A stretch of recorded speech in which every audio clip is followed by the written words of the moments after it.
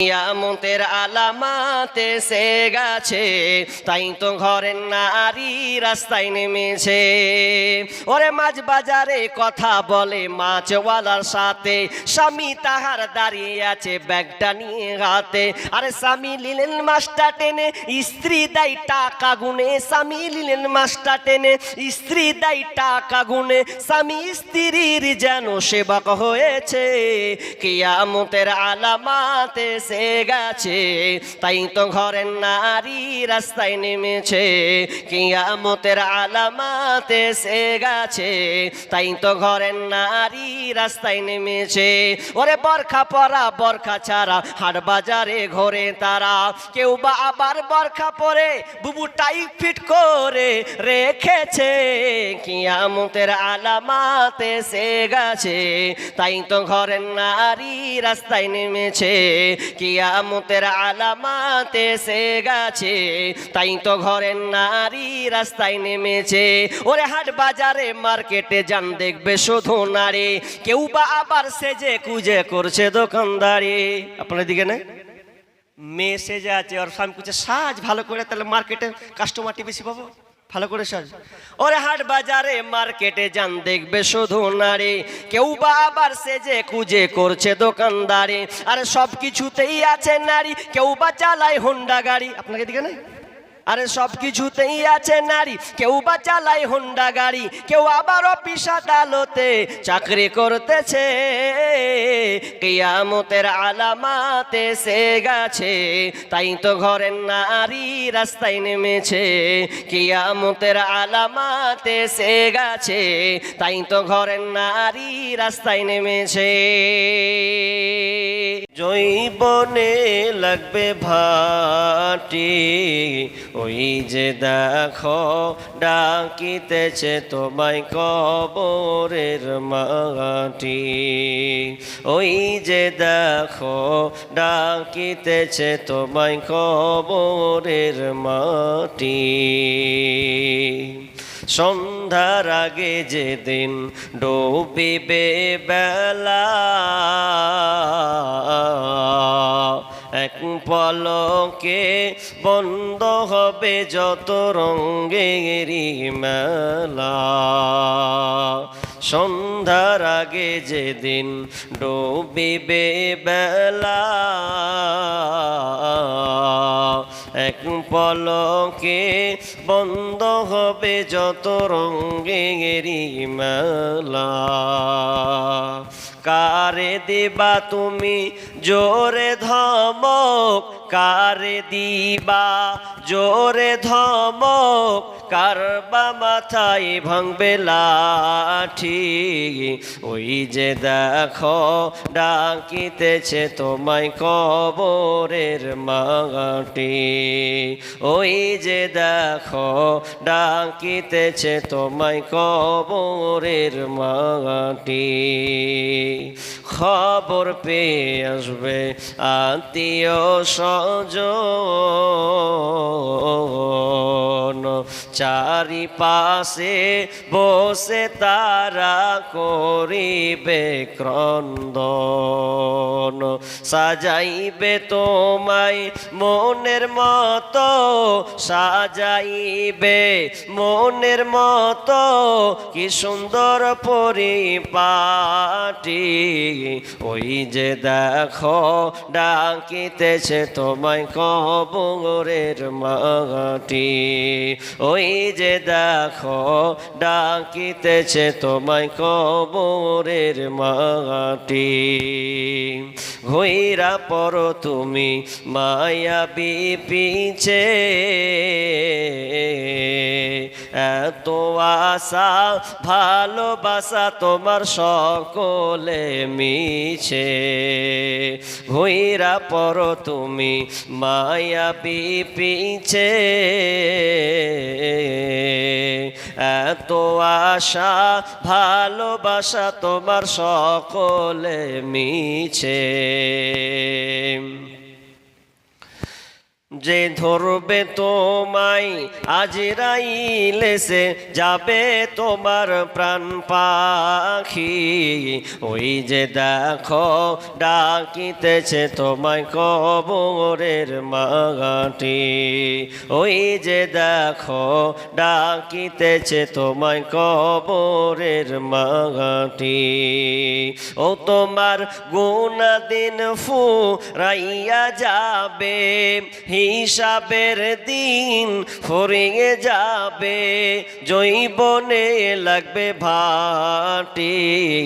ওই যে দেখো ডাকিতেছে তোমায় কবরের মাটি। ওই যে দেখো ডাকিতেছে তোমায় কবরের মাটি। উপস্থিত সম্মানীয় সুযোগ্য আজকের এই জলসার স্বনামধন্য সভাপতি, মঞ্চ উপবিষ্ট ওলামা ইকরাম, আমার সম্মুখে বসে থাকা বিভিন্ন এলাকা থেকে ছুটে আসা দিনদার ইমানদার মুমিন ভাই সকল ও পর্দার অন্তরালের প্রজেক্টের মাধ্যমে দেখনেওয়ালি সম্মানিতা মা ও বোনেরা, প্রথমে সেই মহান মুনিবের দরবারে প্রশংসা করি যে মহান মুনিব আমাদেরকে এক গুরুত্বপূর্ণ একটা মজলিস কোরআন ও হাদিসের আলোচনা শোনা ও আমলের উদ্দেশ্যে যিনি আমাদেরকে টেনে টেনে বেছে বেছে কিছু সংখ্যক লোক, কয়েক কোটি লোককে বসিয়েছেন, সে আল্লাহ সুবহান ওয়া তাআলার শুকরিয়া আদায় করি, বলি আলহামদুলিল্লাহ। একটু জোরে বলি ভাই আলহামদুলিল্লাহ। আলহামদুলিল্লাহ আপনি কেন পড়বেন না? আমি কিন্তু আলহামদুলিল্লাহ শুধু ব্যাখ্যা করি তাহলে সময় লাগবে। তবে একটু আপনাকে বলি, যেহেতু এটা সোশ্যাল মিডিয়ার যুগ, আপনি ফেসবুকে হয়তো দেখেছেন, গতকালকের ঘটনা অনেকেই দেখেছেন। গুজরাট বলে একটি জায়গা, আহমেদাবাদ, সেখান থেকে ল্যান্ড করবে, যাবে কোথায়? লন্ডন। এটা ঘটনাটা আপনারা দেখেছেন কালকে অবশ্য। তো আহমেদাবাদ থেকে লন্ডন যাবে একটা এরোপ্লেন, যাত্রী কতজন? 242 জন। কতজন বললাম? 242 জন যাত্রী আপন আপন গন্তব্য স্থান বা আপন আপন কাজে বেড়াতে এক একজন এক এক নিয়তে বের হয়েছিলেন। কেমন? কেউ নিয়ত করেছে যে না, আমার ছেলে মেয়েকে নিয়ে আমি লন্ডনে থাকবো, আমাকে লন্ডন সবচাইতে ভালো জায়গা। তার মধ্যে একজন ডাক্তার, একজন ইঞ্জিনিয়ার, সফটওয়্যার ইঞ্জিনিয়ার, তিনি 6 বছর ছিলেন লন্ডন, ভারতে এসেছেন। তার ইচ্ছা যে তার ছেলে মেয়ে সন্তানদেরকে নিয়ে আবার লন্ডনে চলে যাবেন, আরাম আয়েশে শান্তির সঙ্গে থাকবেন। তাদের খাতা কলমে, পাসপোর্টে, ভিসাতে কোনো গোলমাল ছিল। যেদিনকে আহমেদাবাদের ফ্লাইটে যখন তারা উঠবেন এরোপ্লেনে, তার 2 দিন আগে তাদের খাতা কলমে সব নামগুলো ঠিক হয়েছে। স্বামী স্ত্রী 2 জন ছেলেকে নিয়ে এরোপ্লেনের ছবি তুলেছে, তারা পোস্ট করেছে, বাড়ির লোককে দিয়েছে, দেখো আমরা চলে গেলাম, রওনা দিচ্ছি, চেপে নিয়েছি। কিন্তু দুর্ভাগ্যজনক, শুধু উনি বলে নয়, আরো গুজরাটের একজন, তিনি লন্ডনে থাকেন, লন্ডন থেকে ঈদ করতেছে তার ভারতে গুজরাটে। 8 জন সদস্য, 8 জন, তাদের পরিবারে 8 জন সদস্য, একটাও নাই, একসঙ্গে। আর একজন দেখলাম, একজন মানে খেটে খাওয়া মানুষ, তার মেয়েকে লন্ডনে পড়াবে বলে অনেক টাকা খরচা করে ধার নিয়ে মেয়েকে লন্ডন পাঠাবে। কেন? যে আমার মেয়ে উচ্চ শিক্ষিতা হবে, তার একটা ডিগ্রি কোর্স হবে ভালো জায়গায়। কিন্তু দুর্ভাগ্য ঘটনা, যখন আহমেদাবাদ থেকে যখন প্লেনটা ছাড়ছে, উঠতে উঠতে কিছুক্ষণের মধ্যেই আবার এরোপ্লেনটা নেমে পড়লো, এমন ভাবে নামলো, সেই এরোপ্লেনটা পুরো বিস্ফোরণ, একদম গোটা এরোপ্লেন পুরো ছারখার। কারো যাওয়ার ইচ্ছা হল, মানে টার্গেট যা ছিল সব বন্ধ। ওরা ভাবতে পারেনি যে আমার এই হালাত হবে। 242 জন যাত্রী, কেউ কোনোদিন ভেবেছে? কেউ কোনোদিন ভাবেননি। আপনি এখানে বসে আছেন, আপনার 2 ঘন্টা পর আপনার কি রেজাল্ট হবে আপনি বলতে পারবেন? আপনিও বলতে নিশ্চিত নয়, তাহলে আপনি আল্লাহ শুকরিয়া আদায় করবেন না কেন? আল্লাহ আপনাকে এ হালাতে সুন্দর রেখেছে। অতএব বলতে চাচ্ছি আল্লাহকে ভয় করি এবং আল্লাহর প্রশংসা করি, আবার বলি আলহামদুলিল্লাহ। অতঃপর শান্তি বর্ষিত হোক সকল নবীদের উপর, বিশেষ করে আমাদের শেষ নবী জনাবে মুহাম্মদুর রাসূলুল্লাহ। আমরা সকলে বলি সাল্লাল্লাহু আলাইহি সাল্লাম। তোমার মাই কেমন কেন হলো? উনার বেলায় ভালো ছিল নাকি? এই ঘ্যাঁ ঘু কেন করছে? তাহলে ওটার বেলায় করো যেমন ছিল, লোড নিতে পারে না মনে হচ্ছে। তোমার তো মেশিন দেখছি মাশাআল্লাহ ভালোই আছে। ভাই, আমি আপনাদের সম্মুখে মহাগ্রন্থ আল কোরআন সূরা আহজাব 33 নম্বর সূরার 63 নম্বর আয়াত তেলাওয়াত করেছি এবং দুইখানা হাদিসে নববী পাঠ করেছি। এই আয়াত ও হাদিসকে সামনে রেখে আজকের আমার আলোচ্য বিষয় কিয়ামতের আলামত। পৃথিবী যে ধ্বংস হবে তার পূর্ব লক্ষণ কি? যদিও এ লম্বা আলোচনা বলা যাবে না, আমি 1 ঘন্টা শুধু আপনাদের ধৈর্য দেখব যে আপনারা আমার আলোচনা শুনবেন কিনা। শুনবেন তো? কারা কারা শুনবেন না হাত তুলেন। হ্যাঁ, ভুল দুটা লোক হাত তুলেই দিয়েছে, শুনবো না। বুঝতে পারেননি আসলে আমার বলাটাই উল্টা হয়েছে নাকি? জি, তার মানে সবাই শুনবেন এ কটা। কিন্তু ভাই আফসোস, আপনারা যে কটা লোক বসেছেন নেকি নেওয়ার জন্য, তাই তো? হ্যাঁ কি না কথা বলেন? নেকি নেওয়ার জন্য বসেছেন, কিন্তু দুঃখ এক জায়গাতে পাচ্ছি। আপনি মুরব্বী মানুষ, চাচা মানুষ, বন্ধু সুলভ মানুষ, আপনারা এখানে বসে আছেন নেকি লাভার জন্যে, কিন্তু বাজারটা গরম করলো কে? ওই বাজারটা গরম করলো কে? আমার কথা মনে হয় এখনো ক্লিয়ার হয়নি। আপনাকে বলি, আমি যখন ঢুকলাম গাড়ি নিয়ে ঢুকার মুহূর্তে দেখলাম একদম জেনা আর ব্যভিচার। এখন সোশ্যাল মিডিয়াতে যদি আমি এই এলাকার নামটা বলি তো প্রথম নম্বর আমাকে ধরবে সব। এখন বলবেন জেনা ব্যভিচার কি করে দেখলেন? আপনি এখানে আলোচনা শুনছেন, আপনার নিশ্চয় আপনার মেয়ে এসেছিল না? আপনার ভাগ্নি এসেছিল না আসেনি? ও কোথায় ছিল আপনি খোঁজ নিয়েছেন? ছি, আফসোস লাগে এগুলো দেখতে। আজকে জালসার দিন, আর জালসার দিনে আর আপনার মধ্যে কি গায়রত আছে আপনাকে কি বলবো। সাহাবীরা, আমি আলোচনা করছি শর্টকাটই করে দেব। সাহাবীরা, তাদের মধ্যে এতটা গায়রত ছিল যে নিজের বিবির নাম পর্যন্ত অপরকে বলতো না। আমার বিবির নাম যাই থাক, অপরকে বলতো না। তার মধ্যে একটা গায়রত ছিল। শুধু তাই নয়, একজন ফাসেক, একজন মুশরিক ব্যক্তি, মদিনার মুশরিক ব্যক্তি, তিনি উট কাটছেন, উট জবাই করছেন। উট, একজন বলছে ভাই এত বড় উটকে জবাই করবি কেন? বিক্রি করলে তো দাম পাওয়া যাবে। বলছে না ভাই কাটতেই হবে। কেন? আমি ভাবলাম বিক্রি করে দাম আমি বেচে দেবো, অনেক টাকা পাওয়া যাবে, কিন্তু আমার গায়রতে লাগে এই কারণে যে আমার উটটার পেছনে বা পিঠে আমার মেয়েরা চেপেছে, আমার বিবিরা চেপেছে। আর আমি যদি উটটাকে বিক্রি করে দিই তাহলে ওই উটটার পিঠে আবার কেউ এসে বসতে পারে, কোনো ছেলে। তো আমার ভেতরে গায়রাত এটাই বলে যে আমার মেয়ে যখন এই উটের পিঠে বসেছে তো আমি অন্য কাউকে আর বসার সুযোগ দেব না, এই জন্য আমি উটটাকে কেটে দিলাম। আপনি এখান থেকে কি শিখলেন? একজন মুশরিক ব্যক্তির কথা দেখেন, আর আপনার মেয়েকে আপনি দুলা ভাইয়ের সঙ্গে ছেড়ে দিয়েছেন। কার বাইকে আপনি ছেড়েছেন? দুলা ভাইয়ের বাইকে। এখন কে ছিল আমি ওগুলা বলতে পারবো না, আল্লাহর কসম ঢুকে আমাকে এত খারাপ লেগেছে, বললাম গাড়িটা নিয়ে পালাবো। কমিটি বা কেমন এখানকার?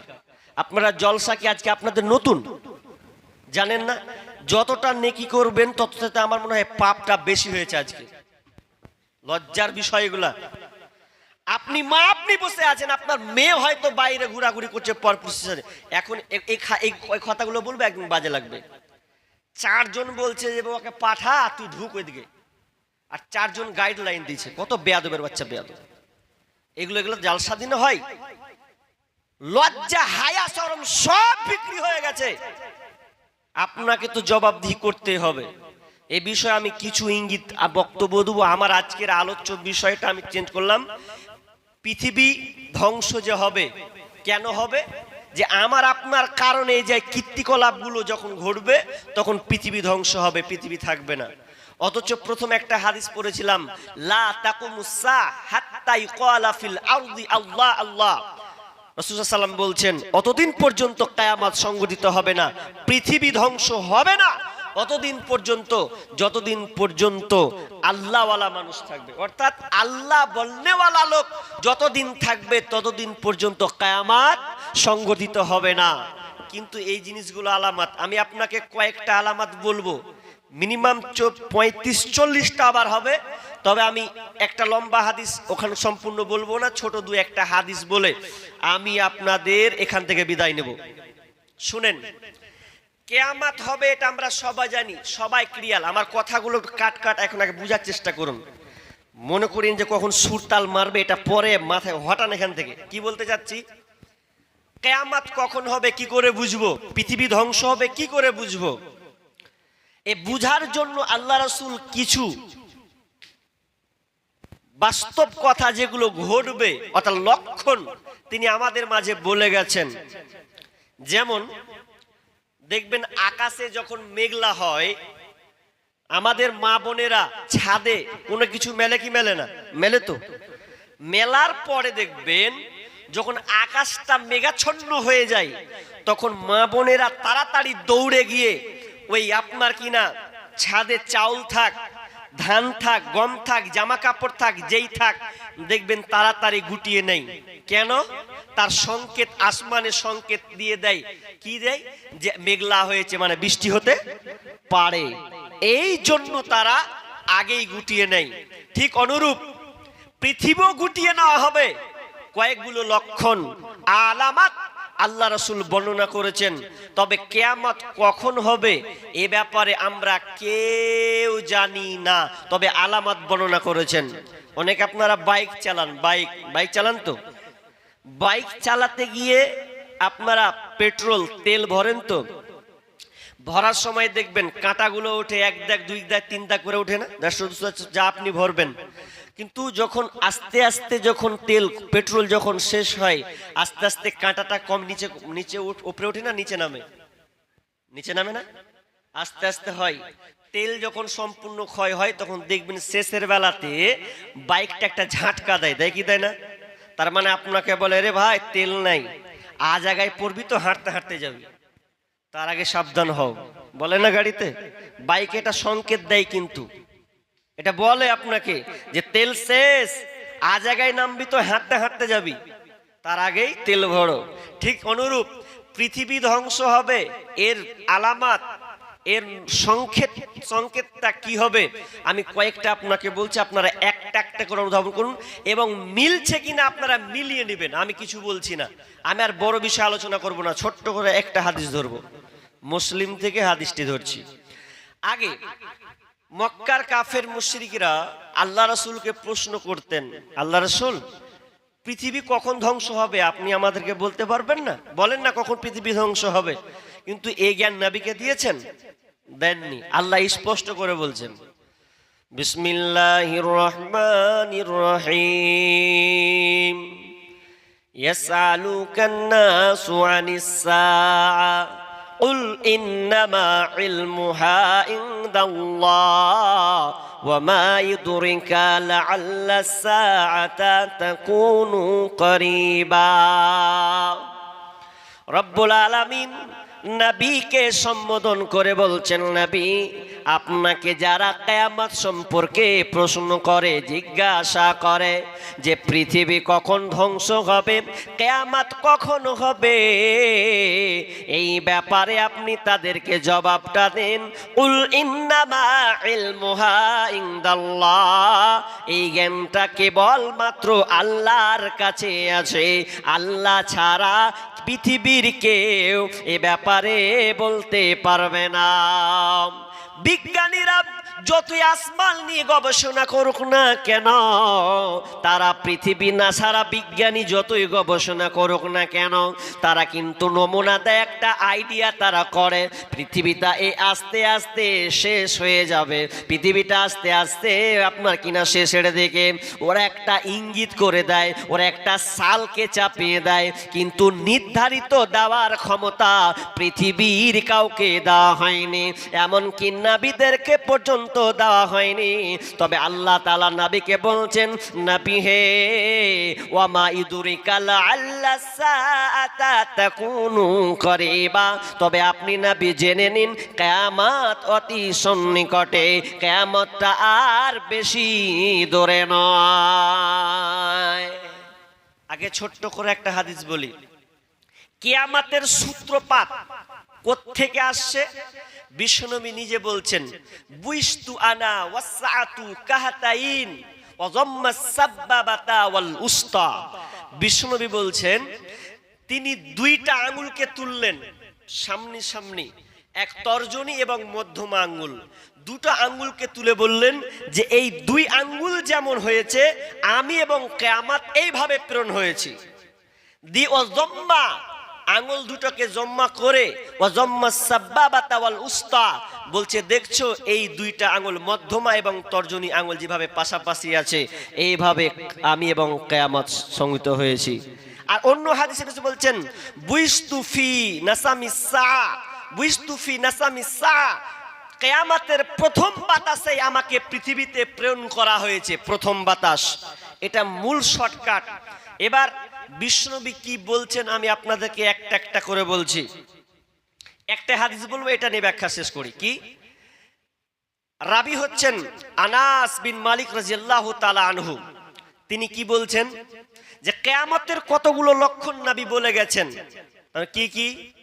ইন্না মিন আশরাতিস সা আইয়ুরফাল ইলম ওয়া ইয়াকসুরাল জাহাল ওয়া ইয়াকসুরাজ জিনা ওয়া ইয়াকসুরাস শুরবুল খামর ওয়া ইয়াকিল্লার রিজাল ওয়া ইয়াকসুরান নিসা হাত্তা ইয়াকুনা লি খামসিনা ইমরাতান কাইয়িমুল ওয়াহিদ। বিশ্বনবী বলছেন, যখন তোমরা এই নিদর্শনগুলো, এই লক্ষণগুলো যখন দেখতে পাবে, এগুলো হচ্ছে কিয়ামতের আলামত। যখন তোমরা এই আলামতগুলো দেখতে পাবে, তখন তোমরা জেনে নাও কিয়ামত সন্নিকটে, মানে তাড়াতাড়ি পৃথিবী ধ্বংস হয়ে যাবে। এগুলো মিডিলের আলামত। কি এখন ঘটেছে কিনা, বাস্তবে আপনি দেখতে পাচ্ছেন কিনা, আপনারা দর্শক শ্রোতা একটু হ্যাঁ হু দিবেন, তাহলে আমার বলার জোশটা আরো আপনাকে বুঝাতে পারবো, এবং আমি মনে করব যে আমার বিষয়টা আপনারা বুঝতে পেরেছেন। নাম্বার 1, আইয়ুরফাল ইলম, বিদ্যা উঠে যাবে, জ্ঞানকে উঠিয়ে না হবে। প্রথম আল্লাহ রসুল এ হাদিসে ধরলেন জ্ঞানকে উঠিয়ে না হবে, ইলম বিদ্যাকে উঠিয়ে না হবে। কোন ইলমকে উঠিয়ে না হবে? ইন্না মিন আশরাতিস সা আইয়ুরফাল ইলম ওয়া ইয়াকসুরাল জাহাল, মূর্খতা বৃদ্ধি পাবে। ইলম যখন উঠে যাবে তখন তোমরা দেখবে মূর্খতা বৃদ্ধি পাবে। অন্য হাদিসে আছে মূর্খতা বর্ষণ হবে। ওয়ায়ানজিরুল জাহাল, মূর্খতা বর্ষণ হবে। এক নম্বরে এ হাদিসে বিশ্বনবী বললেন, তোমরা যখন দেখতে পাবে ইলম জ্ঞানকে উঠিয়ে নেওয়া হবে। আপনাদের কাছে আমার একটা প্রশ্ন, আচ্ছা বলেন, এখন 2025 সালে এখন সবচাইতে স্কুল কলেজ, প্রায় 20 বছর পেছনে আমরা হটে যাই, তখন বেশি স্কুল কলেজগুলো ছিল না, এখন বেশি স্কুল কলেজগুলো বেশি হচ্ছে। কথা বলতে হবে আপনাদের, এখন বেশি হচ্ছে। তা আল্লাহ রাসূল বলছেন ইলম উঠিয়ে না হবে, ইলম বিদ্যা উঠে যাবে। তো আমরা 2025 সালে দেখছি দিন দিন তো স্কুল কলেজ বেশি করে তৈরি হচ্ছে। তো ব্যাপারটা কি? এতগুলো বৃদ্ধি হচ্ছে মানে আল্লাহ রাসূল তাহলে মিথ্যা কথা বলেছে? জি, মিথ্যা কথা বলেছে। নাউজুবিল্লাহ, নবী মিথ্যা কথা বলেননি। আসলে আমরা বুঝতে ভুল করেছি। একটা হাদিসে আছে কি, যে বিশ্বনবী বলছেন বিশাল লম্বা হাদিস, ইজা তুখিদাল ফাইয়ুদু আলান ওয়াল আমানাতু মাগনামান ওয়াজ যাকাতু মাগরামা ওয়া উতুল লিমালি গায়রি দিন। বিশ্বনবী বলছেন এমন একটা সময় আসবে রে, দিনকে বাদ দিয়ে বেদিনের শিক্ষা প্রসার বাড়বে। দিনই শিক্ষা বাদ দিয়ে দুনিয়াবি শিক্ষা নিয়ে মানুষ মেতে যাবে।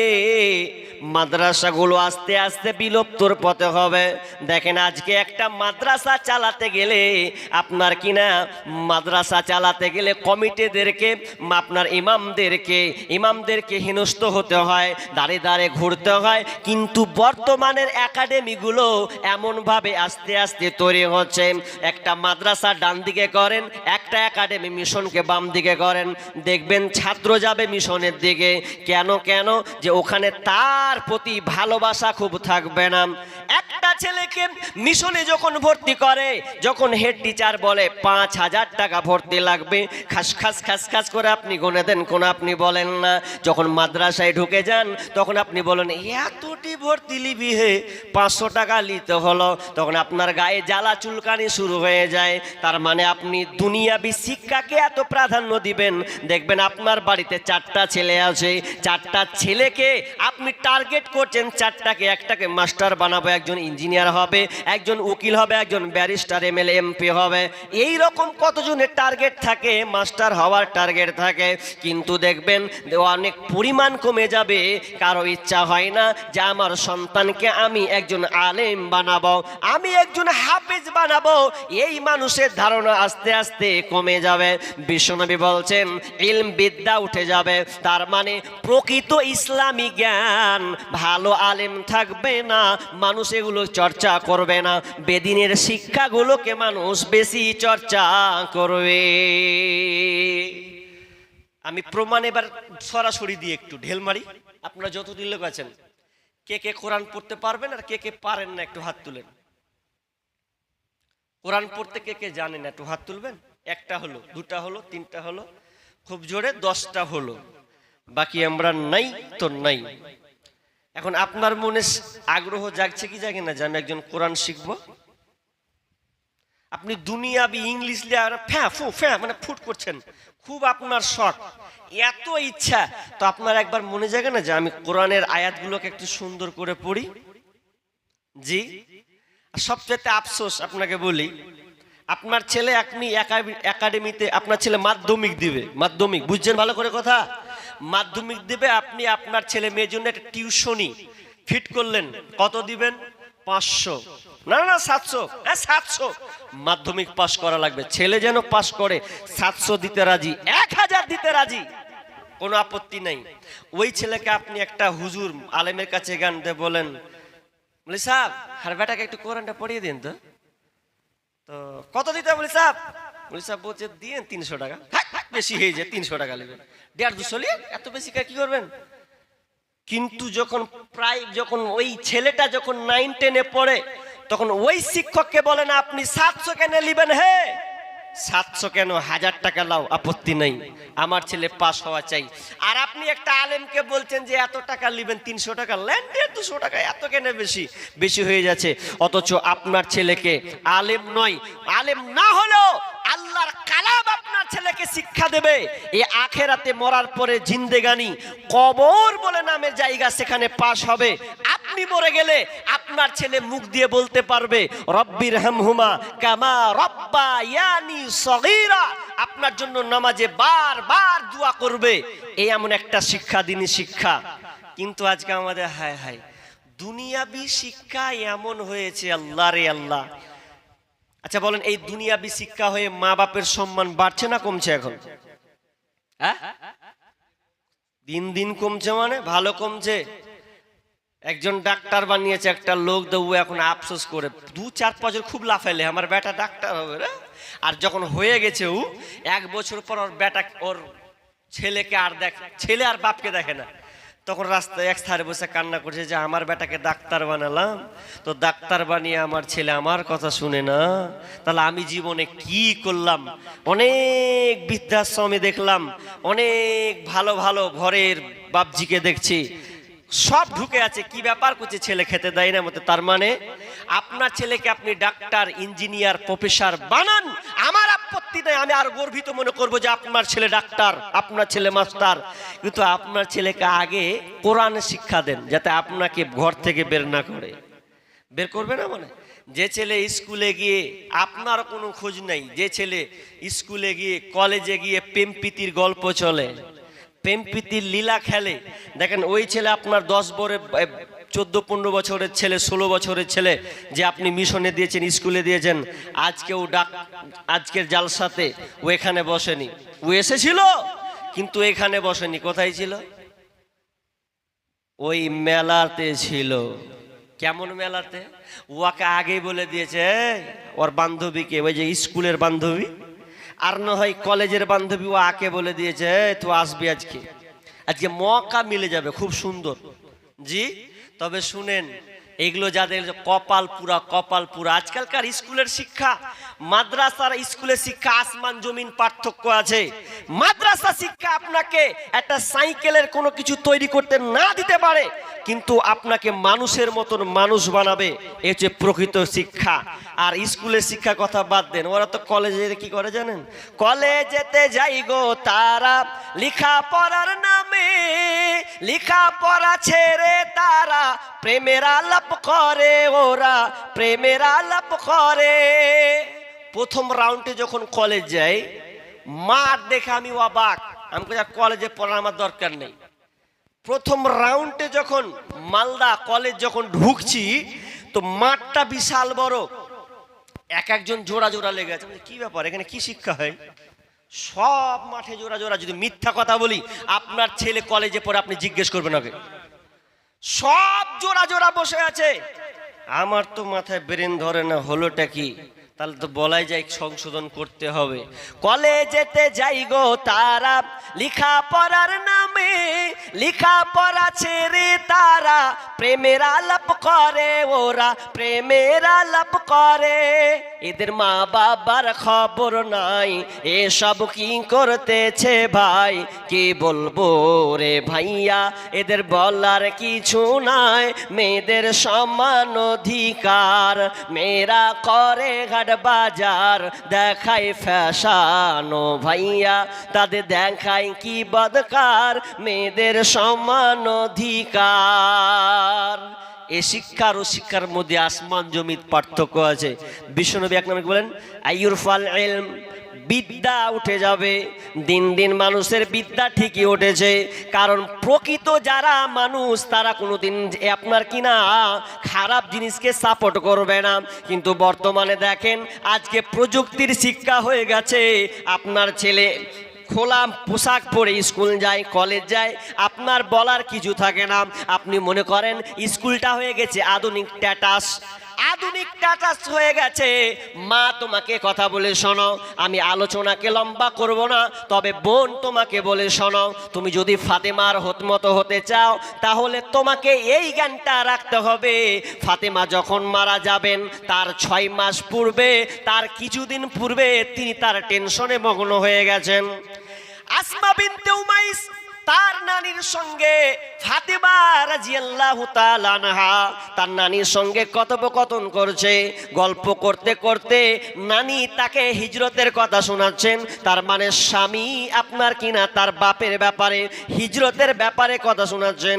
বলছেন, বুবু রে, তোর আব্বার হিজরতের কাহিনী, করুণ কাহিনী, অবস্থা খুবই কঠিন অবস্থা, এটার জন্য খুবই কঠিন অবস্থা। বলতে বলতে বলতে এক পর্যায়ে ফাতেমা যেন তার চোখ দিয়ে যেন পানি, আখি জল, আর এমন ভাবে মন ভারাক্রান্ত মন হয়ে গেছে, আর তাকে ভালো লাগে না। নানি তখন হুড়া মেরে বলছে, নানি হে বুবু, কি হলো তোর? আমি তো আব্বার কথা বলতে গেলাম, কিন্তু তুই আবার মনটাকে ভারাক্রান্ত মন কেন করে নিলি বল? তখন ফাতেমা বলছে, নানি আমার, আপনি আমাকে আব্বার গল্প শোনাচ্ছেন, কিন্তু তৎক্ষণাৎ আমার আব্বার কথা মনে পড়ে গেছে।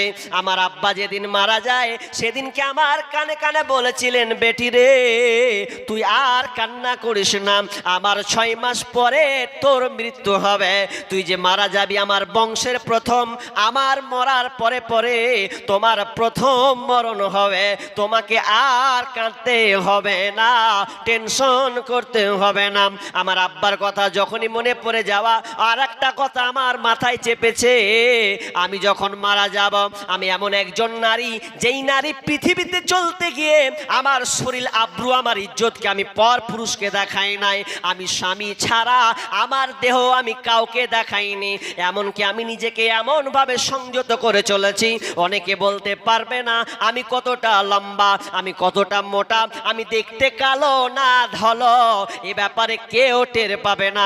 কিন্তু নারী আমার বড় আক্ষেপ, আমি এটা নিয়ে টেনশনে পড়ে গেলাম, আমি এখন বেঁচে আছি, আমার শরীরটাকে আমার আব্রু ইজ্জত দিয়ে আমি ঢেকে রেখেছি, কিন্তু যেদিন আমি মারা যাব সেদিন আমার দেহর কি হবে, যেদিন আমি মারা যাব তো আমার ইজ্জতকে তো আমি ঢাকতে পারবো না, মানুষ এসে আমাকে দেখে ফেলবে, আমার মুখখান দেখে ফেলবে, আমার শরীর দেখে ফেলবে, আমি ধলো না কালো এটা মানুষ টের পেয়ে যাবে, এই জন্য আমি টেনশনে পড়ে গেছি গো নানি, কি করব মানুষ তো আমাকে দেখে ফেলবে।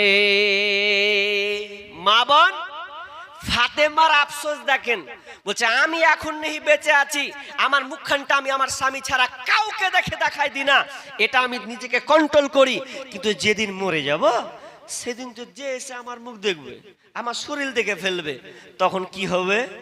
কাঁদছে, খালি খুব কাঁদছে। এ করতে করতে তখন আসমা বিনতে উমাইস তার নানি তখন বুবুকে বা ফাতেমাকে বলছে, বুবু রে তোকে আর টেনশন করতে হবে না, তুই শুনেলে তুই যেদিন মারা যাবি সেদিন আমি তোকে এমন সুন্দর করে ঢেকে দেব, পর্দার সঙ্গে কাফন দিয়ে সুন্দর করে ঢেকে দেওয়ার পর আমি ঢাকবই ঢাকবো, প্লাস 4টা গম্বুজ 4 লাঠিকে আমি চারদিকে পুঁতে দেব, পুঁতে দেওয়ার পর বড় করে আবার বড় একটা চাদরকে আমি চাপিয়ে দেব, সেদিন তুই যে আসুক না কেন বুবুরে তোকে দেখতে পাবে না, তুই কতটা লম্বা টের পাবে না, মোটাটাও টের পাবে না, তুই ধলো না কালো এটাও কেউ টের পাবে না, পাবে না, পাবে না। যখন এই কথা বললাম ফাতেমার মুখ দিয়ে এমন একটা হাসি দিয়ে বলছেন, নানি আমার আপনি আমার জন্য এরকম করবেন তো আল্লাহ যেন আপনাকে সেই রকম ব্যবস্থা করে দেয়, আল্লাহ যেন আপনাকে সেই রকম ব্যবস্থা করে দেয়, আপনি আমার এরকম ভালো একটা খিদমত করবেন, ভালো একটা কাজ করবেন, আল্লাহ যেন আপনাকে সেই রকম রাখে, এই দোয়া দিলেন। বন্ধুরে আমার, তাহলে ফাতেমা দেখেন তার নিজের আব্রু ইজ্জতকে দেখাবে না বলে তার লাশটা জানে বেগানার মতন না হয়ে যায়, পরপুরুষ কোনো মহিলা কোনো পুরুষ যেন দেখতে না পায়, এই জন্য তার চোখে কান্না। কিন্তু আমাদের মেয়েদের কি হালাত, কি গো, আজকে মেয়েরা জালসা শুনতে এসেছে, অনেকে দেখছি মাথায় কাপড় নেই, আস্তাগফিরুল্লাহ, মাথায় কাপড় নাই, বেহায়ার মতন ঢং ঢং করতে চলেছে, উনাকি আবার বলছে আমি জান্নাতে যাব। জান্নাতে এত সহজ? মামুর বাড়ির আবদার তুমি বেপর্দা হয়ে আসবে আর তুমি বলছো আমি জান্নাতে চলে যাব। জান্নাত তো যাওয়ার দূরের কথা, জান্নাতে সুঘ্রাণ পাবে না, হাদিস বলছি এবার। জান্নাত তো দূরের কথা, জান্নাতে তুমি সেন্ট পাবে না। কেমন? আমি দলিল, চলেন বুখারীর হাদিস। রাসূল বলছেন, সিনফানি মিন আহলিন নার লাম আরাহুমা কওমুন মাআহুম সিয়াতুন কাযনাবিল বাকার ইয়াজরিবুনা বিহান নাস নিসাউন কাসিয়াতুন আরিয়াতুন মুমিলাতুন মাইলাতুন রুসুহুন্না কাসনিমাতিল বুখতিল মাইলা লা ইয়াদখুলাল জান্নাতা ওয়া লা ইয়াজিদনা রিহাহা ওয়া ইন্না রিহাহা লা ইউজাদু মিন মাসিরাতি কাযা ওয়া কাযা। বিষ্ণু বলছেন আমি ওই 2 শ্রেণীর লোক আমি নিজের চোখে দেখতে পাবো না, কিন্তু আমার উম্মাতিরা এই 2 শ্রেণীর লোককে দেখতে পাবে, এটা আমি দেখতে পেলাম না, কিন্তু আমার উম্মাতিরা এই 2 শ্রেণীর লোককে দেখতে পাবে, এই 2 শ্রেণীর লোককে দেখতে পাবে, আর এই 2 শ্রেণীর লোক কোনোদিন জান্নাতে যাবে না। তো জান্নাতে তো যাবে না, জান্নাতে সেন পাবে না। তার মধ্যে 2 নাম্বার বিষ্ণু বলছেন নিসাউন কাসিয়াতুন আরিয়াতুন মুমিলাতুন মাইলাতুন। বিশ্বনবী বলছেন ওই মেয়েরা কোনোদিন জান্নাতে যাবে না যেই মেয়েটা তার পরনে পোশাক পরে আছে নেশাউন মহিলা কাসিয়াতুন কাপড় পরে থাকবে, আরিয়াতুন উলঙ্গ পোশাক পরে থাকবে, মুমিলাতুন মাইলাতুন, এবং ওই মহিলাটা পুরুষদেরকে আকৃষ্ট করবে আর মেয়েটাও পুরুষের দিকে আকৃষ্ট হবে। তারা এমন পোশাক পরবে, আটো সাটো পোশাক, টাইফেড পোশাক পরবে। আর এই পোশাকটা বিশ্বনবী হাদিসে বলছেন উলঙ্গ পোশাক পরবে, কিন্তু উলঙ্গ পোশাক কাকে বলা হয়? যেই মেয়েটা আপনার স্ত্রীটা এমন ব্লাউজ পরেছে তার পেট ফাঁকা, আপনার কিনা পিঠ ফাঁকা, এগুলো পরপুরুষ দেখতে পায়, এগুলো হচ্ছে উলঙ্গ পোশাক। আপনার মেয়ে টাইপিট পোশাক পরেছে, আপনার কিনা তার উপরে জিনিস দেখা যায়, মাথার কোজার মতন নিয়ে থাকে, এবং সেই পোশাকটা বিশ্ব বলছেন আরিয়াতুন মুমিলাতুন রুসুহুন্না কাসনিমাতিল মুখতিল মাইলা, এবং ওই মেয়েরা কুজের ন্যায় করে, উটের কুজ যেমন থাকে উঁচা জায়গা, ওই রকম করে মেয়েরা চুলের খোপা বাঁধবে আর রাস্তা দিয়ে যাবে। চুলের খোপা ওই ধরনের নারীরা বাঁধবে আর এমন টাইপের পোশাক পরবে, আর ওই পোশাকের কারণে পরপুরুষরা আকৃষ্ট হয়ে যাবে। হট করে বলবে কার বেটি রে, দেখ কত সুন্দর সেজেছে, উমুকের বেটি এত সুন্দর করে রাস্তা দিয়ে যায়, মুখ দিয়ে সে বলবে, আর মেয়েটাও কোনো ছেলেকে আকৃষ্ট করে দেবে। আর এই ধরনের মেয়েরা বিশ্বনবী বলছেন লা ইয়াদখুলুল জান্নাতা, ওই মেয়েরা কোনোদিন জান্নাতে যাবে না। ওয়া ইন্না রিহাহা লা ইউজাদু মিন মাসিরাতি কাদা ওয়া কাদা, যেই জান্নাত একটা ঘোড়াকে এখানে ছেড়ে দিলে 1 বছর ধরে যত দূর যাবে, শুরু থেকে শেষ পর্যন্ত 1 বছর যে ঘোড়াটা রানিং চলবে, অত দূর পর্যন্ত জান্নাতে সেন পাওয়া যাবে। কিন্তু হতভাগা ওই নারী কোনোদিন জান্নাতের সেন পাবে না। আপনার মেয়েকে আপনি বের করে দিলেন, অথচ মেয়ের ব্যাপারে বিশ্বনবী বলছেন ও না পুরুষের দল, তোমরা জানো গার্জেন, ও মেয়েরা তোমরা শোনো, তোমরা হচ্ছে ঢেকে রাখার বস্তু।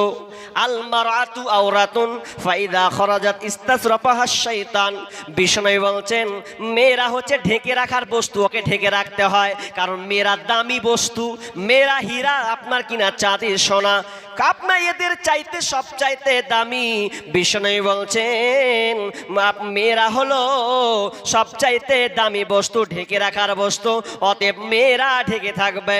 কেননা যখন কোই মেয়েটা রাস্তা দিয়ে যায় তখন পরপুরুষের চোখে, অন্য পুরুষের চোখে মেয়েটাকে সুসজ্জিত করে দেখায়। মেয়েটা যেমনই হোক না কেন, শয়তান 4 চোখ দিয়ে চাক্ষুষ দেখায়, দেখ মেয়েটা কত লাবণ্য, কত সুন্দর। যখনই কোনো মেয়েকে একটা ছেলে দেখবে তখন তার মনে একটা খারাপ ভাবনা চলে আসবে। যদি একটা মেয়ে বেগানার মতন হাতে আসবেই, এখন আপনার সঙ্গে আমি চ্যালেঞ্জ করবো একটুক্ষণের জন্য, কিছুক্ষণের লেগে বলেছে আপনি কেমন বলছেন, সবারই নজর খারাপ নাকি? সবারই নজর খারাপ কি খারাপ নয়, যদি আপনার মধ্যে যৌবন থাকে। শুনেন, একজন বলছে হ্যাঁ তুই যদি মেয়ে দেখিস তো কেমন লাগে, কেমন লাগে, মনে তো একটা 5 প্রশ্ন আসতে পারে, এটা স্বাভাবিক, আসবে 5 প্রশ্ন জাগবে। তো উপরে বলছে এই শালা তুই তাহলে বদাহিত, আমি যদি মেয়ে দেখি কিনা তা আমার মনে একটু কোনো এনার্জি নেই, মানে আমাকে কিছুই লাগে না, মেয়ে তো মেয়ে। তোর বলছে তুই হিজড়ে আছিস, তাহলে তুই 1 নম্বর হিজড়ে আছিস। তুই কি করে বললি? এটা তো আল্লাহর সৃষ্টিগত একটা দিক, এটা আল্লাহ তাআলা তাদের মধ্যে একটা আকর্ষণ রেখেছেন, এটা হবেই, কেউ বাদ নয়। আসলে হবে বলেই কোরআন হাদিসে দৃষ্টির ব্যাপারে আলোচনা করা আছে, তোমার দৃষ্টিকে সংযত করো, এভাবে আলোচনা আছে। তাহলে 1 নাম্বার কি বললাম ভাই, আমি বেরিয়ে চলে যাব, তবে শুনেন আপনাদেরকে বলি, আপনারা উত্তর দেন। পর্দার ব্যাপারে আমরা অনেক সবাই সচেতন। কেমন দেখেন, দুনিয়াবি সবই কভার করে দিয়েছি, দেখাবো আপনাকে। আচ্ছা আপনার মোবাইল যে চালান, মোবাইলে আপনার কভার আছে কি নাই? আরে কথা বলেন না রে ভাই, কভার আছে তো? আচ্ছা আপনি যখন দরজা দিয়ে ঘরে ঢুকছেন তো দরজার সামনে পর্দা আছে না নাই? আছে। জানলাতে আছে, টেবিলে আছে, শকেস আলমারি সবই পর্দা, আর আপনার বেটিটাই উদাম, বুঝলেন না?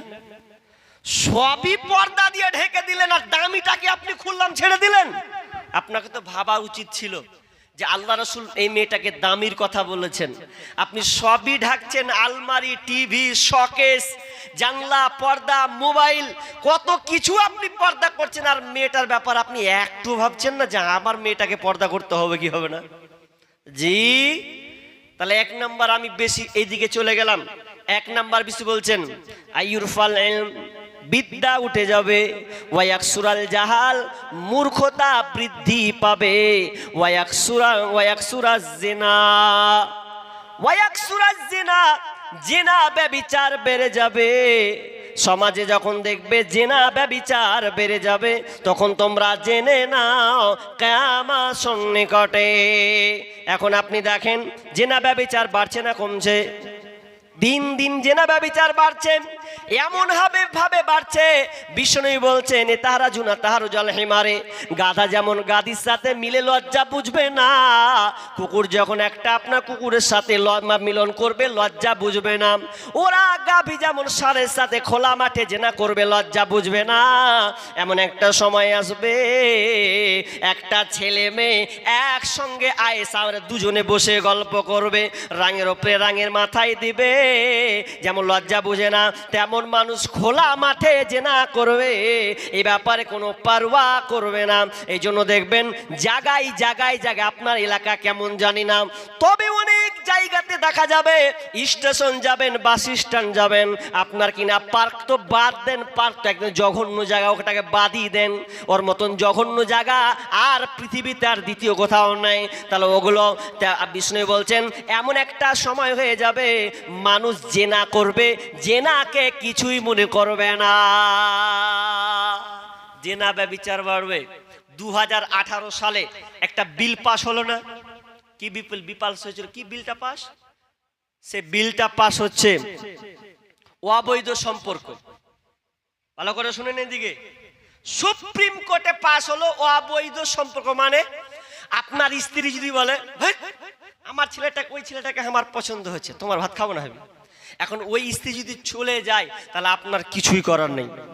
যদি বলে যে আমি ওর খাবো আর খাবো না, আপনি আর কিছু করতে পারবেন, আপনাকে শান্তভাবে বলে যা, কিছু করার নেই। এই বিল 2018 পাস। আর আমেরিকাতে একটা আন্দোলন চলছে, যুক্তরাষ্ট্র, কি আন্দোলন, বাপ বেটি এক ঘরে শুতে পারে, এই অধিকার দিতে হবে, মা বেটা এক ঘরে একসঙ্গে জড়িয়ে ঘুমাবে, এটা অধিকার দিতে হবে, যার মন তার যায় যেভাবে ঘুমাবে অধিকার দিতে হবে। এটা নিয়ে যুক্তরাষ্ট্রে একটা আন্দোলন, বড়সড় আন্দোলন করছে। মাথায় গোবর আছে না শুকুরের পায়খানা আছে আল্লাহ জানে, এগুলো তারা বৈধতা দিচ্ছে। কিন্তু আজকে দেখেন আমরাও এটাকে সাপোর্ট করে নিয়েছি, আমরা আপনার ছেলে মেয়েকে আমরা একাকার করে দিয়েছি। গুরুত্ব দিন, আমার মেয়ে সকাল 10টার সময় স্কুল গেল, আসছে কয়টার সময়, কি করলো না করলো এ ব্যাপারে আমাদের কারো ভ্রুক্ষেপ নাই। তার মানে আমরাও জিনাটাকে বৈধতা দিয়ে দিয়েছি, দিনাই? আপনি আমার কথা কি না রাখতে পারেন, নইলে আপনি বলেন তো আপনার মেয়ে অপর ছেলেকে নিয়ে পালাই কেন? তখন তো আপনি কন্ট্রোল করেননি। সবচাইতে আফসোস লাগে যে একটা জিনিস ভাবার বিষয়, যে না হয় দেখলাম মেয়েটার বিয়ে হয়নি, ছেলেটারও বিয়ে হয়নি, বাপ মা রাজি হয়নি, যদিও হারাম, কোর্ট ম্যারেজ হারাম, এ বিয়ে চলবে না, বাতিল। এখন যদি করে ধরলাম এক খাতির ওকে পেন্ডিংয়ে রাখলাম, কিন্তু বড় আফসোস কি জানেন, 2 ছেলের মা 3 ছেলের মা শুদ্ধে পালাচ্ছে, পালায় না? 2 ছেলের মা ছেলেকে ভুলে যাচ্ছে, একটা পুরুষকে তার সম্পর্ক জড়িয়ে যাচ্ছে। তার মূল টার্গেট ছিলেন 1 নাম্বার হচ্ছে মোবাইল। আপনাকে কি মেসেজ দিলাম? এই মোবাইলের কারণে আজকে পরিবারগুলো ধ্বংস হচ্ছে। আল্লাহর কসম আপনাকে বলছি, আপনার স্ত্রীকে যদি আপনি বাঁচাতে চান এই ফিতনা থেকে, তাহলে আমি আপনাকে বলবো আপনি আপনার মেয়েকে, আপনার স্ত্রীকে আপনি মোবাইল ব্যবহার করতে দিয়েন না। প্রয়োজনে আপনি দেন, কিন্তু ওর সামনে কম্পালসারি ওকে মোবাইল একবারে দিয়ে, তোকে দিয়ে দিন এটা মোবাইল, এইরকম যদি করেন কদিন থামবেন আপনি? কদিন আপনার স্ত্রীকে আপনি রাখবেন? 2-1 মাস যাবেন। মোবাইল এমন একটা বড় ফিতনা, আপনি অবাক হয়ে যাবেন। যত রিসার্চ গবেষণা করেছি, এবিসি নিউজ বলছে, ভারতবর্ষের এবিসি নিউজ, তারা বলছেন আজকে পরকিয়া হওয়ার কারণ, কোলের বাচ্চা শিশুগুলোকে মেরে দেওয়ার কারণ হচ্ছে এই পরকিয়া। আর পরকিয়ার মূল বড় সমস্যা হচ্ছে মোবাইল। এই মোবাইলের কারণে আজকে সংসারগুলো নয় ছয় হয়ে যাচ্ছে। আপনাকে কত বলবো, আমি এই 4-3 বছর থেকে তো আমি এই ব্যাপারে অনেক পারদর্শী গবেষণা করে আপনাদেরকে অনেক বলেছি, অনেক গজলও লিখেছি, কিন্তু দুঃখজনক হচ্ছে আমরা এখনো সতর্ক হচ্ছি না। আপনি আপনার বিবির পাল্লায় পড়ে যাচ্ছেন, বিবির মোহাব্বতে পড়ে আপনি ভালোবেসেই করছেন, কিন্তু ওই বিবি আপনার সংসারের চারাগ নিভিয়ে দেবে যদি আপনি আপনার মোবাইলটাকে সম্পূর্ণভাবে দিয়ে দেন। জি, ওই জন্য বলছি জেনা এমন ভাবে বাড়বে, জেনা এমন ভাবে বাড়বে যে এটাকে কেউ কিছু মনে করবে না। চলেন তারপরে কি 3 নাম্বার বললেন যে জেনাটা বেড়ে যাবে।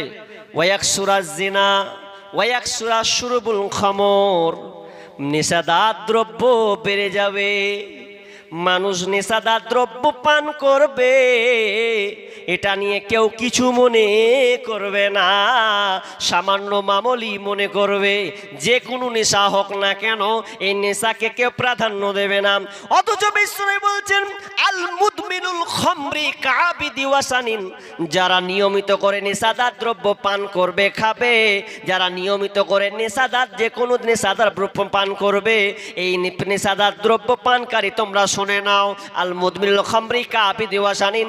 ইবনে মাজার হাদিস, বিশ্বনবী বলছেন যে যারা রুটিন করে প্রতিদিন নেশাদার দ্রব্য পান করে, এবার আপনাকে যদি বলি আপনাকে খারাপ লাগবে, সেটা গোল হোক, আপনার কিনা বিড়ি হোক, খয়নি হোক, পান হোক, জর্দা হোক, যত ধরনের নেশা আছে এই নেশা আপনি পান করছেন, রুটিন করে নিয়েছেন নিয়মিত। বিশ্বনবী বলছেন আপনার কিনা যারা হিন্দু সম্প্রদায়, যারা মূর্তি পূজারী, এক কথায় যারা মূর্তি পূজা করে, যাদের হাসর নাসর যেখানে হবে ওর সাথে আপনাকে একসঙ্গে সেখানে হাজিরে হতে হবে। মুদমিনুল খামরি কাবিদি ওয়াসানিন, বিষ্ণু বলছেন ওই বিজাতির মূর্তি পূজারীর যেমন আপনার কিনা মূর্তি পূজারীর যেমন হাসরের মাঠে অবস্থান ওখানে হবে, তো আপনারও একই অবস্থান ওই জায়গাতে হবে। তাহলে একজন মূর্তি পূজা করে যা অন্যায় করলো, আপনি নেশাদার দ্রব্য পান করে একই ক্যাটালগ, একই অন্যায় করলেন। কিন্তু আজকে হায় আল্লাহ, মানুষ এই নেশাগুলোকে ছোট মনে করে নিয়েছে।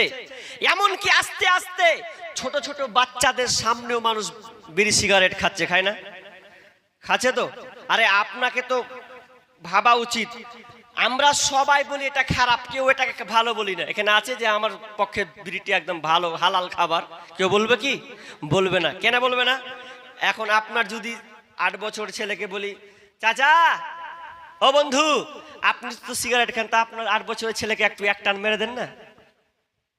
এটা হয় নাকি? আমার ছেলেকে খেতে দেবো? মাথা খারাপ? আমি নাহি খাই তা আমার ছেলেকে কেন খেতে দেবো?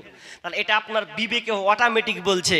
তাহলে আপনি আপনার সন্তানকে খেতে দেবে না, কিন্তু আপনাকে বলি আপনার খাসলত কেন খারাপ, আপনি সন্তানদের সামনে কেন খাচ্ছেন? এটা আপনি কি শিক্ষা দিয়েছেন আপনার ছেলেকে? তো ছেলেও বলবে যে বাপরে বাপ, ফের কি টানছে বা 8 বছর 9 বছরের ছেলে, যে বাপ এত সুন্দর করে টানছে, কি আছে এমন রস আছে এতে? এক ছেলেকে বলছে যে বেটা প্রতিদিন কয় বেটা আগুন লিয়াই, বেটা বেরি লিয়াই, ওকে প্রতিদিন বলছে। তো একদিন হঠাৎ কয়েছে আব্বা কেন আমাকে রোজ রোজ এগুলো আনতে কইছে? আর আব্বা কি বা মজা পেয়েছে, তখন কইছে যে টেস্টটা করে দেখি আব্বা কি মজা আছে, একটু টেস্ট করে দেখো। এখন ছেলে এখন টেস্ট করবে তো বাপের সামনে তো করতে পারবে না, তখন বলছে যে আব্বা যখন থাকবে না তখন দেখে নেব। একদিন দেখে যে আব্বাও নেই মাও নেই, তো এবার সুযোগ পেলেছেও যে আব্বা কি মজা পেয়েছে ওখানে, তো আমি দেখবো মজাখানটা কি আছে। তো আপনার বিড়ি ধরিয়ে দিয়েছে, মেয়েরা সুখ টানছে একদম, ধোঁয়া করছে, ওরে বাপরে বিশাল তো বম্পা, ওই লেগে আব্বা টানছে নাকি? তাহলে আপনি তো শিক্ষা দিচ্ছেন, তো আপনি শিক্ষা দিচ্ছেন আপনার সন্তানকে। কথা ঠিক বলছি না ভুল বলছি? আপনি নিজে তো শিখাচ্ছেন আপনার সন্তানকে যে আমার আব্বা খায় তো আমি একবার খেয়ে দেখি। তো আসলে আপনার কাছে এই জিনিসটা ইজি মামুলি হয়ে গেছে। জি না, বিষ্ণু কি বললেন? বিষ্ণু বললেন একসুরা শুরবুল খামর, যখন নেশাদার দ্রব্য বেড়ে যাবে ওয়াকিল্লার রেজাল, পুরুষের সংখ্যা কমে যাবে, পুরুষের সংখ্যা কমে যাবে। আর কি হবে? ওয়াকসুরান নিসা, মেয়েদের সংখ্যা বাড়বে। দিন দিন মেয়েদের সংখ্যা বাড়বে, পুরুষের সংখ্যা কমে যাবে। কেমন মেয়েদের সংখ্যা বাড়বে? ওয়াকসুরান নিসা হাত্তা ইয়াকুনা লিখামসিনা ইমরাতাল কাইয়িমুল ওয়াহিদ। বিশ্বনবী বলছেন একটা পুরুষের অধীনে 50 জন করে নারী থাকবে, গুনে গুনে 50 জন নারী হবে। এমন একটা সময়, যেই সময় নারীদের সংখ্যা বাড়বে, পুরুষের সংখ্যা কমে যাবে। বিষ্ণু বলছেন তখন জেনে নাও কিয়ামত সন্নিকটে। এবার মূল একটা হাদিস, বিষ্ণু বলছেন তোমরা এটাও দেখতে পাবে কিয়ামত একটা আলামত, ইযা ওয়ালাদাতিল আমাতু রাব্বাহা, যখন তোমরা দেখবে দাসী মুনিবের জন্ম দেবে। আমি হাদিসটা বুঝতে পারছিলাম না, দাসী মুনিবের জন্ম দিবে এটা কেমন করে? মুফাসসিরগণ দুইটা ব্যাখ্যা এনেছেন হাদিসের আলোকে। তিনারা বলছেন দাসী মুনিবের জন্ম দেবে এমন একটা সময় আসবে, শুনে নাও, যেই সময়টা বিয়ে মানুষ একাধিক বিয়ে করবে না, একাধিক বিয়েকে মানুষ খারাপ মনে করবে। একাধিক বিয়েকে খারাপ, কোনো ছেলে যদি বলে যে আমি আর একটা বিয়ে করবে, বিয়ে বলে খবরদার মুখ দিয়ে আনবি না, ছিঁড়ে ফেলে দেব, আমি তো একাই, আর দ্বিতীয় সতীনের ঘর নয়। তো তার বরং এরকম একটা হবে যে সে বলবে আমি সন্তান নিতে পারবো না, তোমাকে বিবাহ করতেও দেব না, তবে এক কাজ করো, আমাদের বাড়িতে যে চাকরটা আছে, চাকরানিটা আছে, ঝিটা আছে, ওর সঙ্গে তুমি মিলন করে নাও গা, আমার আপত্তি নাই। মিলন করে নিয়ে ওর পেট থেকে বাচ্চা হবে, ওই বাচ্চাটা আমরা নিয়ে নেব, ওকে পারিশ্রমিক দিয়ে দেব, তবে একাধিক বিয়ে করা যাবে না। এই হাদিসে দুটা ব্যাখ্যা এসেছেন যে দাসী মুনিবের জন্ম দেবে। কেমন হবে?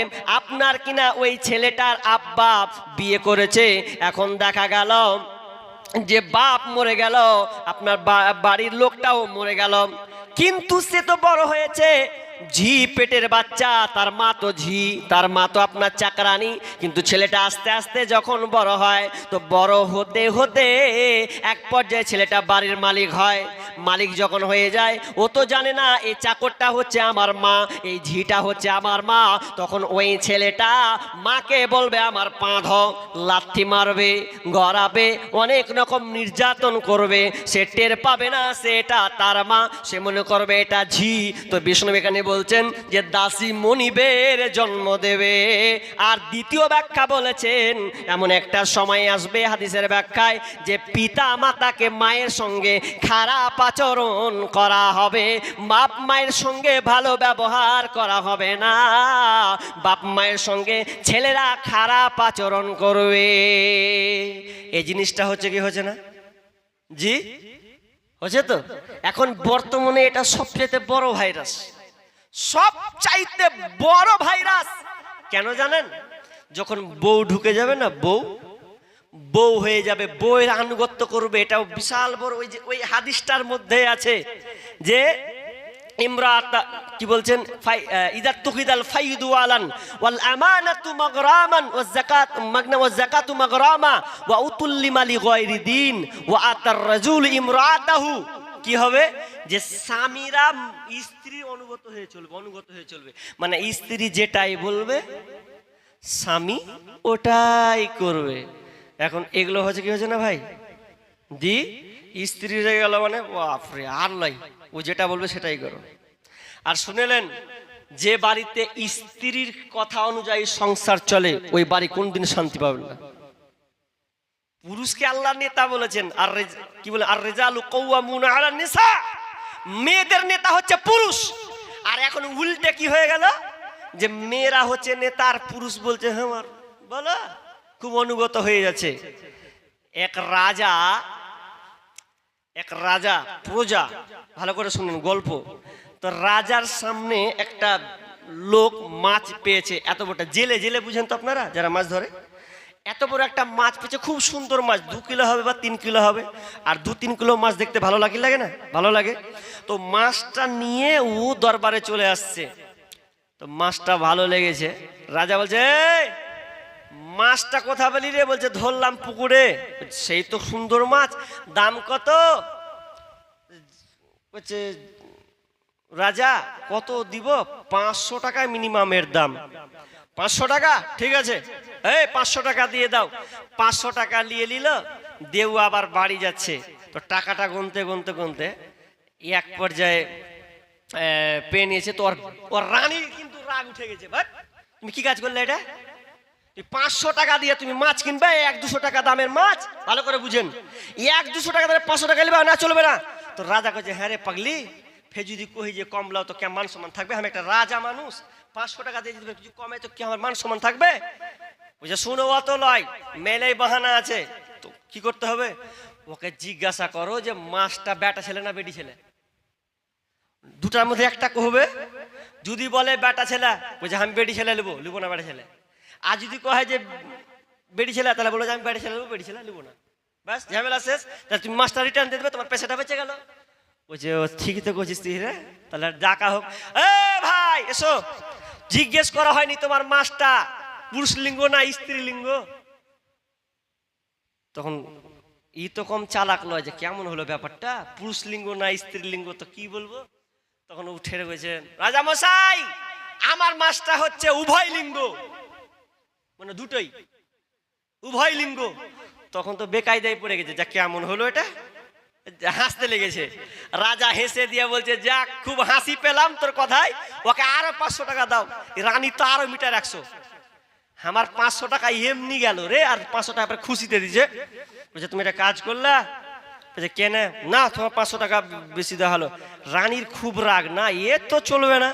এবার জেলে যেতে যেতে যেতে 5 টাকা না 10 টাকা নিচে পড়ে গেছে, আর যেমনি পড়ে যাবা তুলেও একবার কপালে ঠেকে দিয়েছে।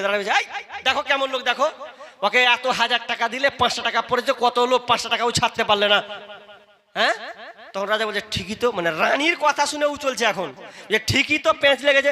এই তোর 5 টাকা ছুটলো তো এত কিলো বাজে, তো এমনিতে থেকে যাচ্ছে 995 টাকা। বলছে রাজামশাই, হে পাইদা দেখেন রাজামশাই, দেখেন 5টা টাকা কেন তুললাম জানেন? আপনার ওখানে তো আপনার ছবি, রানা রাজার রানীর ছবি আছে। তো এখন যদি পড়ে থাকে কতজনা পাইয়ে দিবে, আপনার কতজনা অপমান করবে। তা আমি ওটা নিয়ে পকেটে ভরলাম, মাথায় নিয়ে দিলাম, পকেটে ভরলাম। তা আমি কি এটা ভুল করেছি? যে ঠিক না তো, না তো, না তো, ঠিক করেছো তুমি, তুমি আরো 500 টাকা লাও। রানী তো মিজাজ 100, আমি কমাচ্ছি জিনিসটাকে ই করার লেগে, তো খালি দিয়ে চলে যে না তোমার কথা শুন হবে না, তুমি খালি সব দিয়ে দিছো। তো শেষের বেলাতে তখন রাজা বলছে, শেষের একটা এলান করলে, কি কইছে, শোনো আমি একটা আইন করে দিলাম, কোনো বেটির ছেলের পাল্লায় পড়িও না, আর যেই পাল্লায় পড়বো ওকে ফাইন মারবো। তুমি নিজে চালাও, স্ত্রীর মতন হয়ে চলে যাও, আমার স্ত্রীর পাল্লায় পড়ে আমার সবই গেল। 500 টাকা দিয়েছিল ওই ভালো ছিল, ও 500 টাকা লাওয়ার লেগে লাস্টটা আমাকে আর 1500 টাকা দিতে হলো ওর কারণে। তো মেয়েদের কারণে মেয়ের পাল্লাই পড়িও না, মেয়ের পাল্লাই পড়ছে আজকে বর্তমান। আল্লাহ রাসূল বলছেন যে ইমরাত, এমন একটা সময় আসবে যে স্বামী স্ত্রী অনুগত হয়ে চলবে, আর কি হবে যে মাকে দূরে সরিয়ে দেবে, মায়ের অবাধ্য হবে, আর বাপকে দূরে ঠেলে দিবে। এমন একটা সময় এখন হচ্ছে, কি হচ্ছে না, আপনাকে বাস্তব কথা বলছি, এই গজলটার মধ্যে আপনি জ্ঞান পাবেন, বাস্তব কথা।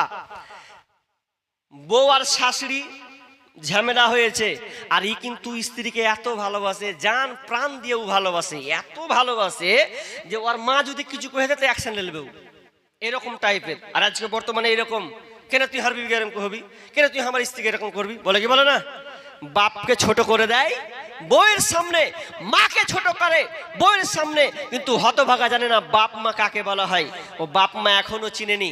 তো কি বলছিলাম, ওই ছেলেটা একদিন বাড়ি থেকে সুন্দর বের হলো, বের হওয়ার পরে বিবিকে হাসি মুসি রাখলো, তো বাড়ি গিয়ে দেখছে তো বিবি 5 কেজি মুখ করা আছে। অত মন খারাপ যে আমার বিবি 5 কেজি মুখ করা, তো খুশি মনে রেখে গেল, ব্যাপার তো খারাপ। ওই যে বউ আর শাশুড়ি যুদ্ধ লেগেছে, যে এবার যুদ্ধ লেগেছে, ই বলছে যে আমি ওর তোমার মায়ের সঙ্গে থাকবো না, আর ইও একটু বলেছে যে বেটা তোর বউ আমার সঙ্গে খারাপ ব্যবহার করছে, ইও কিছু বলবে ই কিছু বলবে, কিন্তু ই মুখখানকে 5 কেজি করে আছে।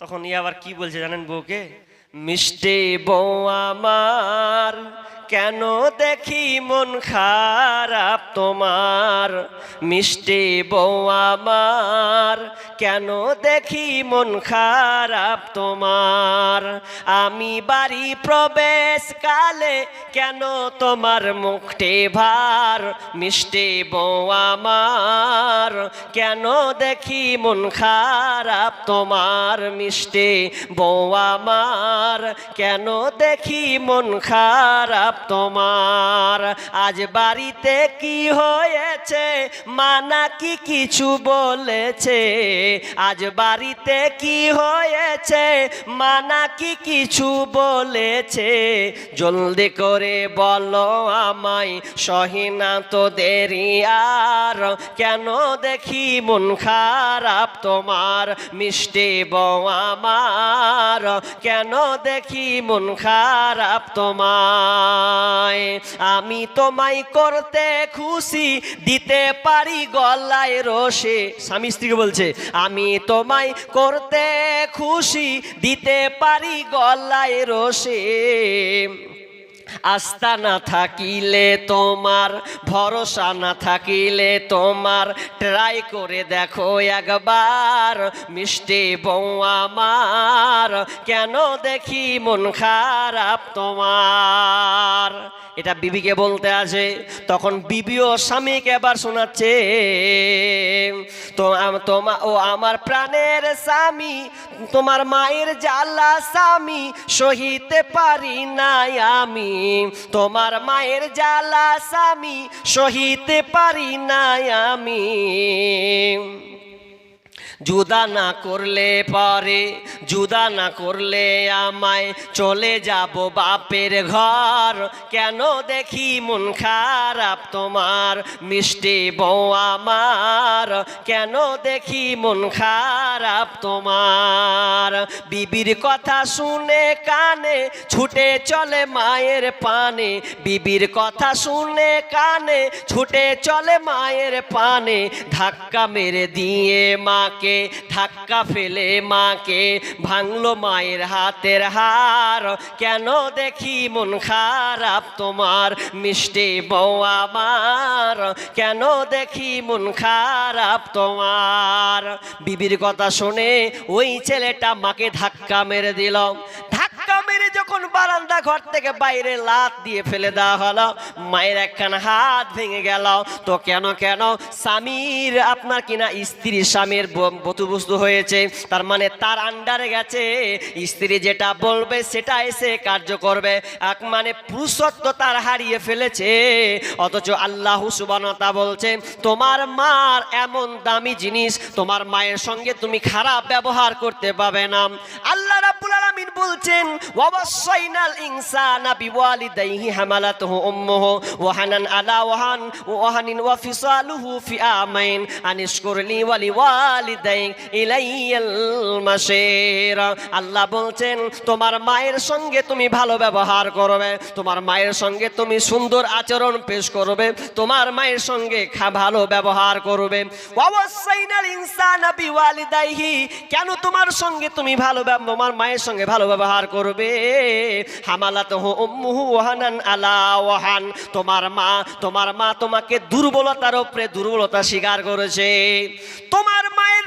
পেট যখন আস্তে আস্তে 1 মাস 2 মাস 3 মাস তোমার মায়ের পেটটা যত বড় হয়েছে তার মানে তুমি যত বড় হয়েছো মায়ের পেট তত বড় হয়েছে আর যখন মায়ের পেট যখন আস্তে আস্তে বড় হয় মায়ের কষ্ট দিন দিন বৃদ্ধি পায় দিন দিন তার কষ্ট বাড়তে থাকে তার মানে তোমার মা তোমাকে 9 মাস 10 দিন পেটে ধারণ করেছে আর এই 9 মাস 10 দিনই এমন কষ্ট তাকে ভোগ করতে হয়েছে যে ওই মা তোমার কারণে ঠিক মতন 3 বেলা খেতে পারেনি গোশ নিতে গিয়ে সে আপনার রুচি তার হয়নি মাছ নিতে গিয়ে তার রুচি হয়নি ঘুমাতে ঠিক মতন পারেনি দাঁড়িয়েও সুখ নাই বসেও মায়ের সুখ নাই শুয়েও সুখ নাই সব সময় ত্রাহি ব্যথা তুমি কখনো মায়ের পেটে লাথি মেরেছ 4-5 মাস যখন যখন হয়েছে তুমি লাথি মেরে দিয়েছো তোমার মাকে, তোমার মা কত তোমাকে কষ্ট করেছে। শুধু তাই নয়, ওয়াহানান আলা ওয়াহানিন ওয়া ফিসালুহু ফি আমাইন, এবং তোমার মা তোমাকে 2 বছর পর্যন্ত দুধ পান করিয়েছে। যেই খাবার তুমি খেতে পারতে না, তোমার চলাচল কোনো রাস্তা ছিল না, তুমি হাঁটতে পারতে না, কথা বলতে পারতে না, কিন্তু তোমার মা তোমার ইশারা তখন বুঝে নিত। তাহলে তোমার মা তোমার সঙ্গে এমন ব্যবহার করেছে, আল্লাহ বলছেন খবরদার ওই মা বাপের সঙ্গে তুমি খারাপ আচরণ করবে না, তাদের ঋণ তুমি শোধ করতে পারবে না। আনিস করলে অতএব তুমি আমার শুকরিয়া আদায় করো। আনিস করলে ওয়ালি ওয়ালিদাইক, এবং তোমার পিতা মাতার সঙ্গে ব্যবহার করবে। ওয়া ইলাইয়াল মাসির, এবং তোমরা আমার কাছে ফিরে আসতে হবে।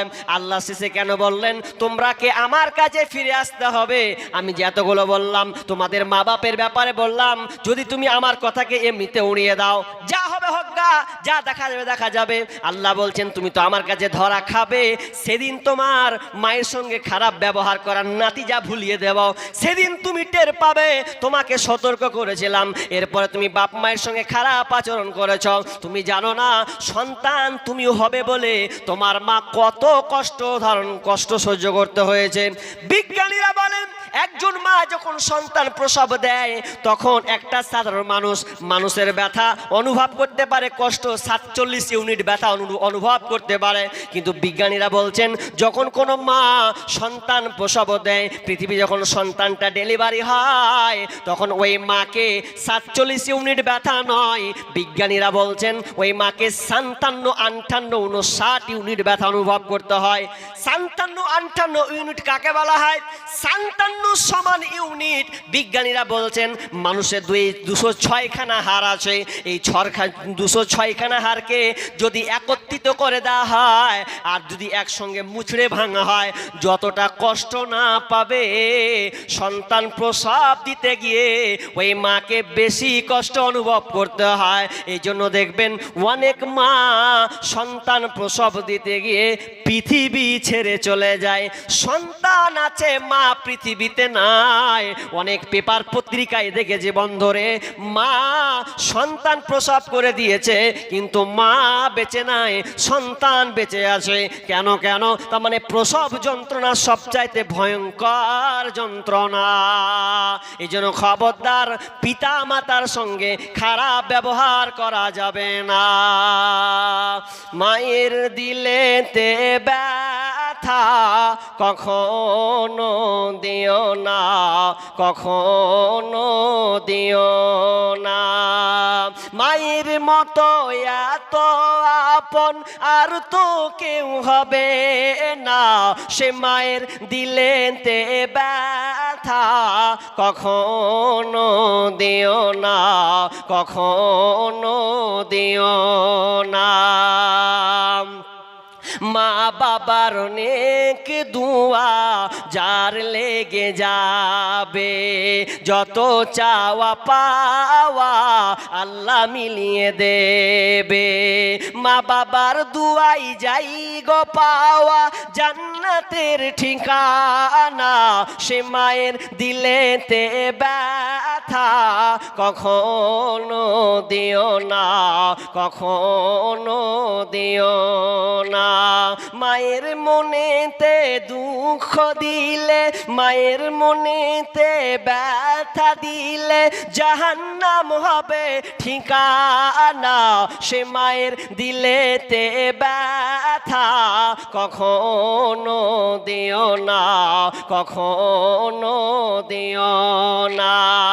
মা বাপকে আপনি কষ্ট দিতে পারবেন না, কিন্তু এমন একটা সময় আসবে, বিষ্ণু বলছেন ইদা ওয়ালাদাতিল আমাতু রাব্বাহা, মায়ের সঙ্গে দাসীদের মতন ব্যবহার করা হবে, মায়ের সঙ্গে খারাপ আচরণ করা হবে।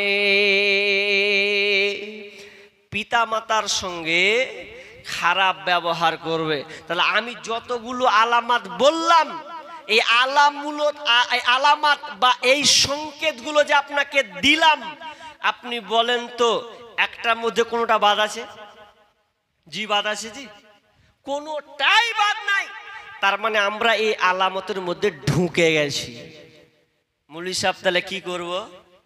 জি, কিছু করতে হবে না, আপনি আল্লাহকে ভয় করেন, তবে আপনি ভালো থাকেন। বেঈমানদের বেঈমানিতে মরবে ইমানদারেরা, ভালো করে বুঝেন। বেঈমানি করবে বেঈমানেরা, কিন্তু মরবে আবার ইমানদারেরা। তো কেমন কথা হলো? বেঈমান বেঈমানিরা করবে, তা আমারকে কি, আমাদের কি নয়, মরতেই হবে। তবে আপনার নিয়াত, আপনার ঈমান, এগুলো আপনাকে মজবুত করে নিতে হবে। ও মরবে, আপনিও মরবেন।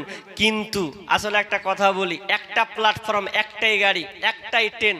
ট্রেনে সব রকম যাত্রী থাকে কি থাকে না? থাকে না? কেউ শ্বশুর বাড়ি যাওয়ার লেগে ট্রেনে, কে কাজ করার লেগে ট্রেনে, কে আবার চুরি করার লেগে ট্রেনে, নাই? তাহলে এক এক ধরনের এক রকম লোক আছে। কিন্তু ট্রেনটা একবারে যাবে হাওড়া কিংবা শিয়ালদা লাইন, চলে গেল, চলেই যাবে একবারেই। তো চলে গেল, কিন্তু যখন ওর শেষ গন্তব্য হাওড়াতে লেগে যাবে, সব আপনা আপনার রাস্তা কেটে নিবে, আপনা চলে যাবে।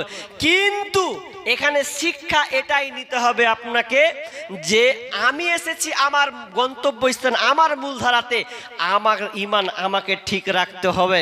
কারণ এমন একটা, হুযায়ফা রাদিয়াল্লাহু তাআলা আনহু বলছেন, এই হাদিসটা বলে আমি শেষের দিকে অলরেডি চলে, শেষের দিকে এই হাদিসটাই লাস্ট, আর বাড়াবো না। এবং আমি যেহেতু একটা মুসাফির মানুষ, আর মুসাফিরের দোয়া আল্লাহ কবুল করেন। আল্লাহ রাসূল বলছেন, অনেক মানুষ আছে যাদের দোয়া আল্লাহ সরাসরি কবুল করে নেন। তার মধ্যে এক নাম্বার হচ্ছে মুসাফির। যারা মুসাফির, যারা এক জায়গা থেকে আরেক জায়গায় যায়, সেই মুসাফির, যারা মুসলিম মুসাফির, তারা যদি দোয়া করে, জি ওটাই যাচ্ছে, তো মুসাফিরের দোয়া আল্লাহ কবুল করেন। অতএব কেউ মাহরুম হবেন না, কেউ বাদ যাবেন না। আপনার যতটুকু আপনি নিয়াত করেছেন, বাপজি, ভাই, বোন, সকলকে বলছি, আপনি দেওয়ার চেষ্টা করবেন। দেখেন, জীবনে আপনি হাতে পেয়ে অনেকে অনেক দান করেন, কিন্তু একজন মুসাফির হাত দিয়ে যখন আপনি দিবেন, আমি যেটা দোয়া করব আল্লাহ কবুল করবেনই করবেন, এই দীর্ঘ বিশ্বাস রেখে আপনি আমার হাতে দিবেন। আগের বক্তার হাতে আপনারা অনেকে দিয়েছেন ক্ষুদ্র ক্ষুদ্র, কিন্তু শেষে অনেকে নিয়াত করে যে আমি শেষ আলোচককে দিব। ভাই, আমি প্রথমে একটা আশা রাখবো, যে যার মা নেই, যার বাপ নাই, পৃথিবী ছেড়ে চলে গেছে, দুনিয়া ছেড়ে বিদায় নিয়ে নিয়েছে, আপনার সেই বাপ মা ডাকলেই মধুর মিষ্টি, এমন কেউ আছেন যে আপনি আব্বার জন্যে, মায়ের জন্যে আপনি 5,000 টাকা কিংবা কেউ 10,000 টাকা, দুইটা চাইবো, 1 5 1 10, এরকম আছেন যে আমার মা নেই, কিন্তু আমার মায়ের জন্যে আমি দিলাম এই 5,000 টাকা। দেখেন, আপনার মা কবরস্থ হয়ে গেছে, পৃথিবী চলে গেছে, মানে দুনিয়া ছেড়ে চলে গেছেন। ওরা কি হালাতে না আছে আল্লাহু আলাম, আল্লাহই ভালো জানে। কিন্তু ওরা কি করে জানেন? ওরা আত্মীয় স্বজনের কাছে চেয়ে থাকে যে আমার সন্তান আমার জন্য কিছু দিবে কিনা, আমি এখন বিপদে পড়েছি, কোনো আমার আমল কাজে লাগে না, যদি আমার সন্তান আমাকে কিছু দিয়ে দান খায়রাত করে আমাকে যেন আগিয়ে দেয়। অন্য হাদিসে আছে যে একটা লোক জাহান্নামে থাকবে, আস্তে আস্তে আস্তে আস্তে বেরিয়ে আসবে জান্নাতের দিকে। তো ও নিজে বুঝতে পারবে না যে আমি কেন ভালো জান্নাতের দিকে কেন ঢুকছি। তখন আল্লাহ বলবে, অমুক তোর জন্য উপকার করছে, মানে দান খায়রাত করছে, আর কিছু করছে। তার মানে এখান থেকে বোঝা গেল যে আপনি, আপনার বাপ মা মারা গিয়েছে, আর আপনাকে বলি, আপনার বাপ মা নেই, আপনি বাপ মাকে কষ্ট দিয়েছেন। অনেক বাপ মা আপনার কথায় কষ্ট পেয়েছে, কিন্তু কবরস্থ হয়ে গেছে। এখন কি করবেন আপনি? কিছু পথ, আপনার মা থাকলে আপনি আপনার মাকে ক্ষমা চাইতেন, খিদমত করতেন। আল্লাহ তাআলা, আল্লাহ রাসূল বলছেন, তোমরা বাপ মায়ের জন্য বেশি বেশি করে দোয়া করো, রব্বির হামহুমা কামা রব্বায়ানি সগীরা। দোয়াটা সবাই জানেন তো, রব্বির হামহুমা কামা রব্বায়ানি সগীরা। এই দোয়াটা আপনি করবেন, করতেই থাকবেন। তবে যাদের বাপ মা নেই, এই দোয়া তো করবেন, পাশাপাশি বাপ মায়ের জন্য সাদকা দান করবেন, যদি আল্লাহ আপনাকে ক্ষমা করে দেয়।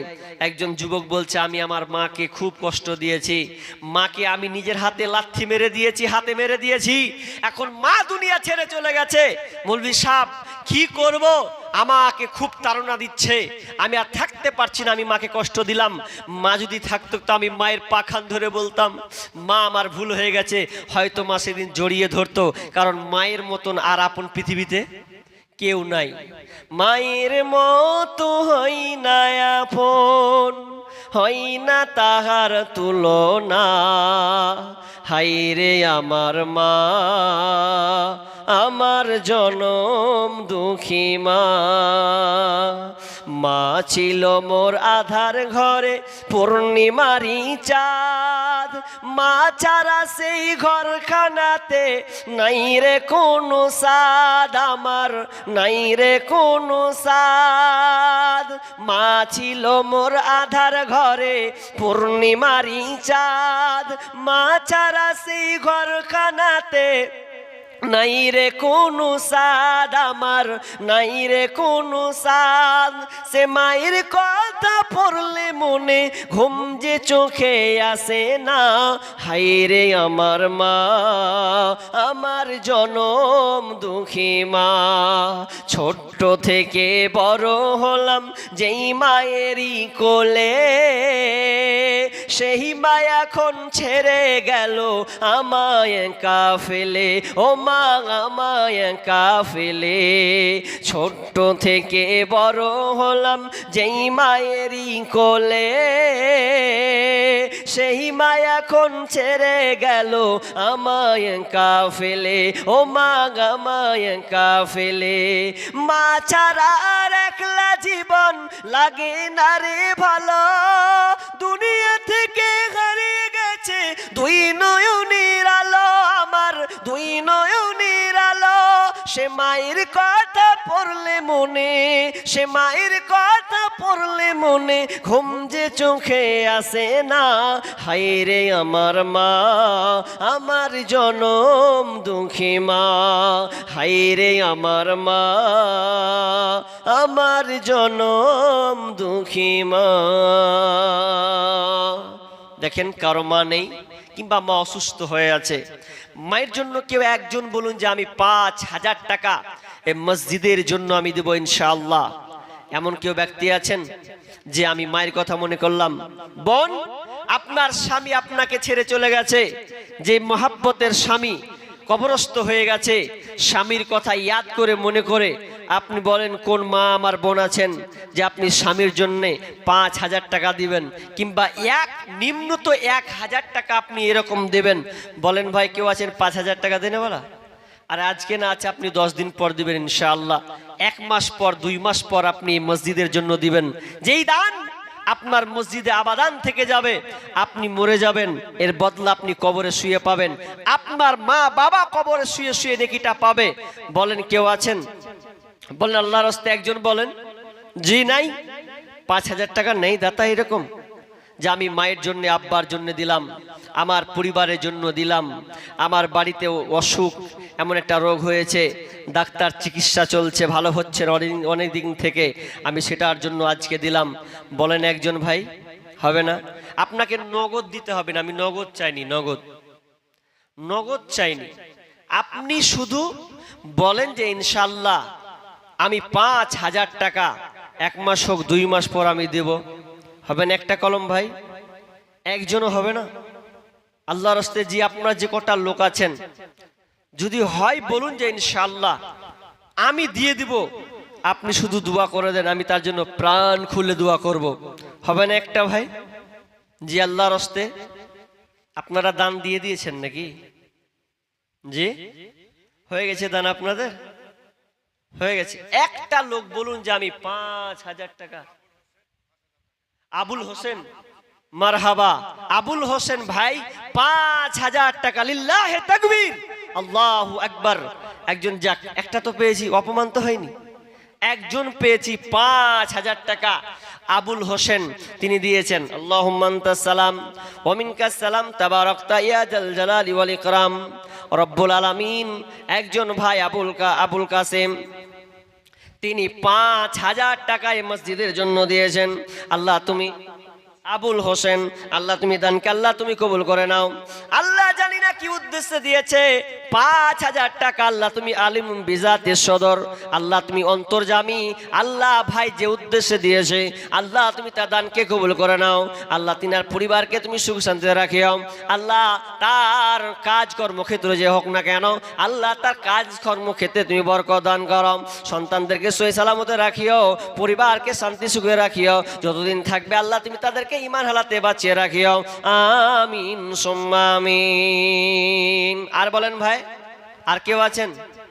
দেখেন জি মা বোন, আপনারা কেউ আছেন আল্লাহর হস্তে? দেখেন মা বোনরা আপনাদের এদিকের কেমন দান দেয় জানি না। মালদা দিনাজপুরে জি একজন 3 দিয়েছে, কি নাম?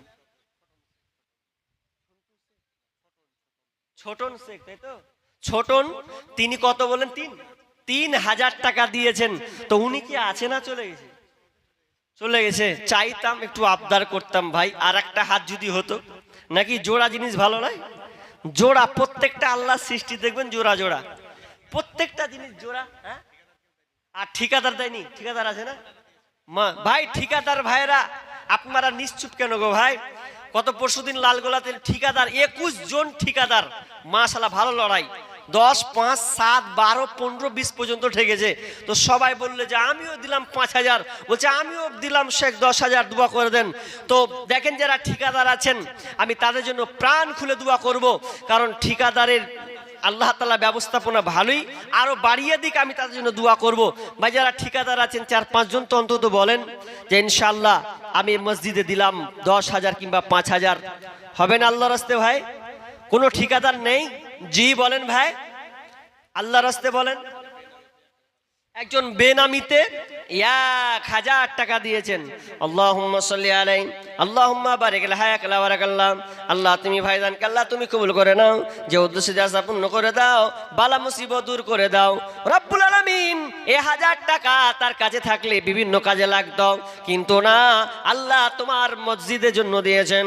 তোমার মসজিদে 5 ওয়াক্ত নামাজ হবে, সিজদা হবে, আল্লাহ তোমার আরাধনা হবে, এই জন্য সে তোমার মসজিদকে আবাদ করার জন্য 1,000 টাকা দিয়েছেন। আল্লাহ তুমি তার দানকে কবুল করে নাও। আমিন সুম্মা আমিন। পাগল মন আমার তুমি কারলা গিয়া করলা রে সুখের ঘর। পাগল মন আমার তুমি কারলা গিয়া করলা রে বাড়ি ঘর। উপর তলাই বাতি জ্বলে, উপর তলাই বাতি জ্বলে, নিস্তলাতে অন্ধকার তুমি কারলা গিয়া করলা রে সুখের ঘর। ভাই বল বন্ধু বল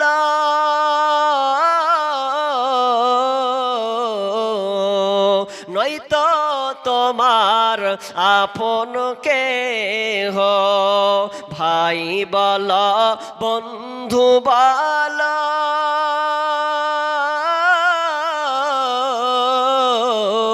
নয়তো তোমার আপন কেহ। 2-4 দিন কেঁদে কেহ, 2-4 দিন কেঁদে কেহ রাখবে না যে খোঁজ খবর তুমি কারলা গিয়া করলা রে বাড়ি ঘর। পাগল মন আমার তুমি কারলা গিয়া করলা রে সুখের ঘর। উপর তলাই বাতি জ্বলে, নিস্তলাতে অন্ধকার তুমি কারলা গিয়া করলা রে সুখের ঘর। পাগল মোহন আমার তুমি কারলা গিয়া করলা রে বাড়ি ঘর। আপনি দুনিয়াতে সমস্ত ধন সম্পদ তৈরি করেছেন, নিজের হাতে কত কামাই করেছেন, যখন আপনার স্তব্ধ হয়ে যাবে, শ্বাস বন্ধ হয়ে যাবে, আপনার যত প্ল্যান পরিকল্পনা আছে একেবারে নিমিষে শেষ হয়ে যাবে। আপনি যখন নিস্তেজ হয়ে যাবেন, আপনার প্রাণ পাখি যখন বেরিয়ে চলে যাবে, মালাকুল মউত আপনার জানটাকে যখন বের করে নেবে, আপনি বুঝতে পারবেন আমি আর দুনিয়াতে নাই। আপনার যত পরিকল্পনা এক নিমিষে আপনার শেষ হয়ে যাবে, আপনি কিছুই টের পাবেন না। সেদিনকে আপনি কাঁদবেন, আমার কোটি টাকা কোথায় গেল, আমার লাখ টাকা কোথায় গেল, কান্নাকানি করবেন।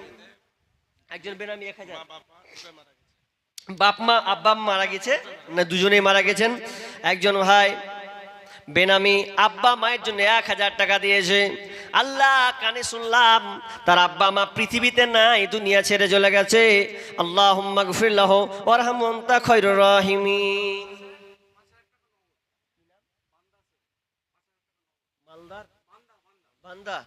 বান্দার শেখ কত 5 কোটি গো ভাই, একটু দেখলাম না, খালি বলে পাঠিয়ে দিয়েছে। তো সালামটা তো করবো নাকি? হ্যাঁ, আর সাদিক সে তো যারা দিচ্ছেন ভাই, মোসাফা করলে কি গুনাহ হবে? কই বান্দারটা কই, কোনটা ভাই? আসেন একটু মোসাফা করি, মোসাফা করবো, জানটা জড়িয়ে যাক চাইছি। আপনার 5000 টাকা, মাশাআল্লাহ মাশাআল্লাহ। উনি তো মনে হয় ছিলেন মনে হয় মসজিদে নাকি, মাশাআল্লাহ। তো উনি কি করেন গো? এটাও ঠিকাদার, আপনারও ঠিকাদার। আপনি 5000 টাকা দিলেন, আজ কেউ 10,000 টাকা কেউ দিয়েছে। হ্যাঁ হ্যাঁ, শুনেন আমার কথা শুনেন, আপনি যাইয়েন 10,000 টাকা আমি এখনো একটাও কলম পাইনি। তো আমার ইচ্ছা যে আপনাকে দিয়ে যদি শুরু করি 10,000 টাকা, ও আপনার কাছ থেকে আরো পাবে। ডিউ আছে নাকি? ও আচ্ছা আচ্ছা আচ্ছা, ডিউ আছে বলছে যে। হ্যাঁ, তো আপনি আর 5000 দিতে পারবেন না আল্লাহর রাস্তে? আর 1000 হবে না? দিয়ে দিলেন 1000, হ্যাঁ 6000 হলো নাকি? ও খুব খুশি করে চাইলে মনে হয় দিয়ে দিত জি, সঙ্গে সঙ্গে আর 1000 বাড়িয়ে দিলে। তার পাশ আর 1000 টাকা বাড়বে নাকি? আর বাড়বে না? টোটালি একটা ফাও করেন 500 টাকা ভাই, আর 500 টাকা, 500 বেশি লয়, মেরে দিলেন নাকি উনি? আর 500 আর 500, দেখেন কথা রাখেন জি, আর 500 বেশি লয় আল্লাহর রাস্তে 6.5, মানে ফাওয়ের জন্য 1 হাত জি, হবে না? দিয়ে দিয়েছেন, সুবহানাল্লাহ। কত হলো? 6 না? আল্লাহুম্মা আনতাস সালাম ওয়া মিনকাস সালাম তাবারাকতা ইয়া যাল জালালি ওয়াল ইকরাম। আল্লাহ ভাই 5000 দিয়েছেন, 1000 আপনার 6000 টাকা হয়েছে। আল্লাহ তুমি ভাইদানকে আল্লাহ তুমি কবুল করে নাও, মনে আশা পূর্ণ করে দাও, বালা মুসিবত দূর করে দাও। আল্লাহ শুনলাম তিনি একজন ঠিকাদার মানুষ, আল্লাহ ভাই বিদেশে যায়, আল্লাহ সে শুরু থেকে নিয়ে শেষ পর্যন্ত গন্তব্য, আল্লাহ তুমি তাকে সহি সালামতে রাখিও। আল্লাহ অনেক দুর্ঘটনা ঘটে দেখতে পাওয়া যায়, আল্লাহ তুমি তাকে দুর্ঘটনা থেকে হেফাজতে রাখিও, নিরাপত্তার সঙ্গে তুমি কাজ করার তৌফিক দিও, আমিন সুম্মা আমিন। ভাই উনার মতন বলেন এরশাদ 5, মাশাআল্লাহ। এরশাদ ভাই, কোনটা এরশাদ গো? কই আপনি মোসাফা করবেন না? লেখে দিয়েছেন মোসাফাটা তো করি, সুবহানাল্লাহ। জ্ঞানজি পড়ে বসে বলছেন গরম যা না, গরমকেও হার মানিয়ে দেবো যা হবে। তো তিনি 5000 টাকা, মাশাআল্লাহ। আপনারা মা বোনরা মনে হয় লক্ষ্মী ভান্ডারের টাকা পায় না জি? আছে? আমার খালা কোন লক্ষ্মী ভান্ডার পেতে আছেন গো আল্লাহর রাস্তে? আপনি কত দিয়েছেন? 5000 টাকা, 2600 দিয়েছে এক দফা। আমার দফাতে না অন্য দফায়? আমার দফাতেই 2600। আচ্ছা আচ্ছা আচ্ছা আচ্ছা, তো আর একবার চানিস হওয়া যাক নাকি জি? আর একবার চানিস হওয়া যাক। আর একবার মা বোন বলেন যে একজন লক্ষ্মী ভান্ডার থেকে 1000 টাকা কেউ একটা, লক্ষ্মী ভান্ডার আপনাদের চলতে থাকবে ইনশাআল্লাহ। তিনি 5000 টাকা দিয়েছেন ভাই, কি নাম বলেন? এরশাদ নাকি? এরশাদ আলী না শেখ গো? এরশাদ শেখ 5000 টাকা দিয়েছেন। আর ভাই আর কেউ আছেন আল্লাহর রাস্তে জি? বলেন আর কেউ আছেন আল্লাহর রাস্তে? আর নেই? কি নাম? শফিকুল 5,000 মাশাআল্লাহ হায়াকাল্লাহ বারাকাল্লাহ। আল্লাহ একে একে চেয়েছি, আল্লাহ জানি না তোমার এই বান্দার কি তারা টার্গেট করে আছে। আল্লাহ একে একে তারা পাঁচ দান করতে আছে। আল্লাহ দুইজন, একজন পেলাম শফিক আর আপনার কিনা ইরশাদ, তারা দুজন মিলে 5 10,000 টাকা দিয়েছেন। আল্লাহ যে উদ্দেশ্যে দিয়েছেন আল্লাহ তাদেরকে তুমি কবুল করে নাও। আল্লাহ তার পরিবারকে সুখে শান্তিতে রাখিও। আল্লাহ যতদিন থাকবে আল্লাহ তুমি তাকে সহি সালামতে রাখিও রব্বুল আলামিন। আল্লাহ যেমন মুমিন ইমানদার হয়ে যেন মরতে পারে। আল্লাহ অনেক মানুষ আছে শেষ মুহূর্তে মরার সময় কালেমা পড়া তার তৌফিকে জোটে না। আল্লাহ তুমি তাদেরকে তার পরিবারকে কালেমা পড়ার তৌফিক দান করিও, আমিন সুম্মা আমিন। ভাই আর জি বলেন, আর কেউ আছেন আল্লাহর হস্তে বলেন জি। হ্যাঁ বাবজি, ওয়ালাইকুম সালাম ওয়া রাহমাতুল্লাহ। বাবজি কি নাম বললেন? আঙ্গুরা বিবি। আঙ্গুরা বিবি মেহে মহল থেকে 500 টাকা দিয়েছেন। আল্লাহুম্মা সাল্লি আলাইহা আল্লাহুম্মা বারিক আলাইহা। আল্লাহ তুমি এই আল্লাহ আমি তরফ থেকে একটা দান, আল্লাহ তুমি মায়ের দানকে আল্লাহ তুমি কবুল করে নাও। যে উদ্দেশ্য আশা পূর্ণ করে দাও, বালা মুসিবত দূর করে দাও, রোজগারে বরকত দাও। যতদিন থাকবে আল্লাহ তুমি তাদের পরিবার সহি সালামতে রাখিও। আত্মীয় স্বজন মারা গেলে আল্লাহ তুমি তাদেরকে ক্ষমা করে দিও, জান্নাতি বিছানা বিছিয়ে দিও, আমিন সুম্মা আমিন। মরণ পাখি যে দিনে সে করবে ডাকা ডাকি, থেমে যাবে জীবন তোমার, বন্ধ হবে আখি। ওরে মন থেমে যাবে জীবন তোমার, বন্ধ হবে আখি। আপন ঝুরি করো ভারী, সময় যে আর নাই। মরণ পাখি দিলে রে ডাক, রবে না উপায়। খাঁচা ছেড়ে উড়াল দিবে, খাঁচা ছেড়ে উড়াল দিবে, কেমনে ধরে রাখি। থেমে যাবে জীবন তোমার, বন্ধ হবে আখি। ওরে মন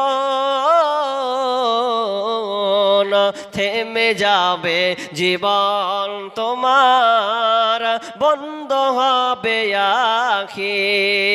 দুনিয়াতে আছো তুমি টাকা পয়সা নিয়ে, মরার পরে করবে দাফন সাদা কাফন দিয়ে। যাইবে তুমি খালি হাতে, যাইবে তুমি খালি হাতে, থাকবে পড়ে সবই। থেমে যাবে জীবন তোমার, বন্ধ হবে আখি। থেমে যাবে জীবন তোমার, বন্ধ হবে আখি। ওরে মন থেমে যাবে জীবন তোমার, বন্ধ হবে আখি। বলেন কি আছে? একজন বেনামিতে 10, সুবহানাল্লাহ। বেনামিতে 10,000 টাকা দিয়েছেন। যাক আবদারটা একটা পূর্ণ হলো, যাক পেলাম, নাম না বলুক দিয়েছে তো আল্লাহ। একজন ভাই বেনামিতে 10,000 টাকা, আল্লাহ তুমি ভাই দানকে আল্লাহ তুমি কবুল করে নাও। আল্লাহ আমার চাওয়ার অতটা ক্ষমতা নেই। হ্যাঁ মেয়েদের এটা এই 10,000 টাকাটা, সুবহানাল্লাহ। মেয়ে মহাল থেকে একজন কোন মা 10,000 টাকা দিয়েছে। আল্লাহুম্মা আনতা সালাম ওয়া মিনকাস সালাম তাবারাকতা ইয়া জাল জালালি ওয়াল ইকরাম। আল্লাহ মেহমহল থেকে আল্লাহ আসে আপনার কি নাম মেয়ে, এমন একজন মেয়ে আল্লাহ, যে মেয়েটা তোমার পরীক্ষার মধ্যে দিয়ে আল্লাহ 10,000 টাকা তোমার মসজিদের জন্য দিয়েছেন। আল্লাহ তুমি দানকে আল্লাহ তুমি কবুল করে নাও। আল্লাহ যে উদ্দেশ্যে দিয়েছেন আল্লাহ তুমি তার দানকে আল্লাহ তুমি কবুল করে নাও রব্বুল আলামিন। আমি একজন অধম বান্দা আল্লাহ, আমি আমার জ্ঞান মোতাবেক চাই আল্লাহ, তুমি তোমার শান মোতাবেক তুমি দাও। আল্লাহ তার আত্মীয় স্বজনকে সুখে শান্তি রাখিও। আত্মীয় স্বজন মারা গেলে আল্লাহ তুমি তাদেরকে ক্ষমা করে দিও, আমিন সুম্মা আমিন। ভাই আর কেউ আছেন? সাজ্জাদ শেখ 1000 টাকা দিয়েছেন। আল্লাহুম্মা সাল্লি আলাইহি আল্লাহুম্মা বারিক আলাইহি। আর বলেন কি নাম? আজিদ 3000, আজিদ দিয়েছে 3000 টাকা। আল্লাহুম্মা সাল্লি আলাইহি আল্লাহুম্মা বারিক আলাইহি। আর বলেন মোহাম্মদ 500 টাকা দিয়েছেন। আল্লাহ দুইজন একজন দেখলাম 3, একজন 5। আল্লাহ তুমি দানকে আল্লাহ তুমি কবুল করে নাও। আল্লাহ যে উদ্দেশ্যে দিয়েছে পূর্ণ করে দাও, বালা মুসিবত দূর করে দাও। আল্লাহ তুমি তো বলেছো, তোমার নবী বলেছেন মুসাফিরের দোয়া আল্লাহ ব্যাক হয় না। আল্লাহ তুমি আমার বলার সাথে সাথে আল্লাহ তুমি তাদের দানকে আল্লাহ তুমি গ্রহণ করে নাও, তাদের মনে আকসারকে পূরণ করে দাও। আল্লাহ তুমি কল্যাণ থাকলে তাদের দাও, অকল্যাণ থেকে তুমি হেফাজত করে নাও। আমিন সুম্মা আমিন। ভাই আর 5 থেকে 10 মিনিট আছি। এই 5 আর 10 মিনিটের মধ্যে যারা এখনো নিয়াত করেছেন দেননি, দেখেন এই দানটাই আপনার থেকে যাবে। দুনিয়াতে যত আপনি খেটেছেন করেছেন, আপনি মরে গেলে নিমিষেই শেষ হয়ে যাবে। আপনার জিনিসটা ওয়ারিশ হয়ে যাবে। ভাগ ওয়ারিশ বুঝেন তো? ভাগ বিলি বন্টন ট্রান্সফার হবে আপনার ছেলের কাছে, কিংবা আপনার মেয়ের কাছে, আপনার বাপের কাছে, হতে পারেন নাই তো আপনার চাচাদের কাছে ট্রান্সফার হয়ে যাবে। আপনি কিছুই নিয়ে যেতে পারবেন না। তবে হতভাগা সেই একজন চাইনার লোক, তাকে কোটি টাকার মালিক, এত টাকা আল্লাহকে দিয়েছে যে ওকে এমন একটা রোগ হয়েছে, বেচারিকে ক্যান্সার হয়ে গেছে। তো ক্যান্সার হয়েছে, আমি তাজ্জব হয়ে গেলাম ঘটনাটা। ক্যান্সার হয়েছে, ওর টাকার অভাব নাই। ডাক্তারের কাছে নার্সিং হোমে গিয়ে বলছে ভাই অনেক দেখালাম, আমি এখানে এসেছি, মনে হয় আমি বেঁচে যাব, আমার ক্যান্সার ভালো হয়ে যাবে। তো কত টাকা লাগবে বলেন, আমি টাকা নিয়ে আসব। তো বলছে এর রোগ আমরা ভালো করতে পারবো না। মনে মনে করছে মনে হয় টাকা দিতে পারবো না, ওই লেগে নাকি 1 ভাগ টাকা নিয়ে এসে বলছে ভাই 1 ভাগ টাকা নিয়ে এসেছি, আমি ক্যান্সার থেকে বাঁচতে চাই, আমি বাঁচতে চাই, আপনাকে টাকা আমি 1 ভাগ হাজির। ডাক্তার বলছে বোকা নাকি তুমি 1 ভাগ কেন 2 ভাগ নিয়ে আসলেও হবে না কাজ। কারণ এ রোগ ক্যান্সারের 4টা ধাপ আছে, 4টা স্তর আছে। এই 4টা স্তর যদি পার হয়ে যায় তাহলে আমাদের আর হাতে নাই। আল্লাহ যদি বাঁচিয়ে রাখে তো আলাদা কথা। আল্লাহ যদি বাঁচিয়ে রাখে, আমাদের মতিউর রহমান উমরি, তিনি একজন ইটাহার, উনি একজন ভালো বক্তা, আপনারা দেখবেন ইউটিউবে সার্চ দিবেন। তিনাকেও ক্যান্সার হয়ে গেছে, যেটা শুনেছিলাম খুব মরা অবস্থা।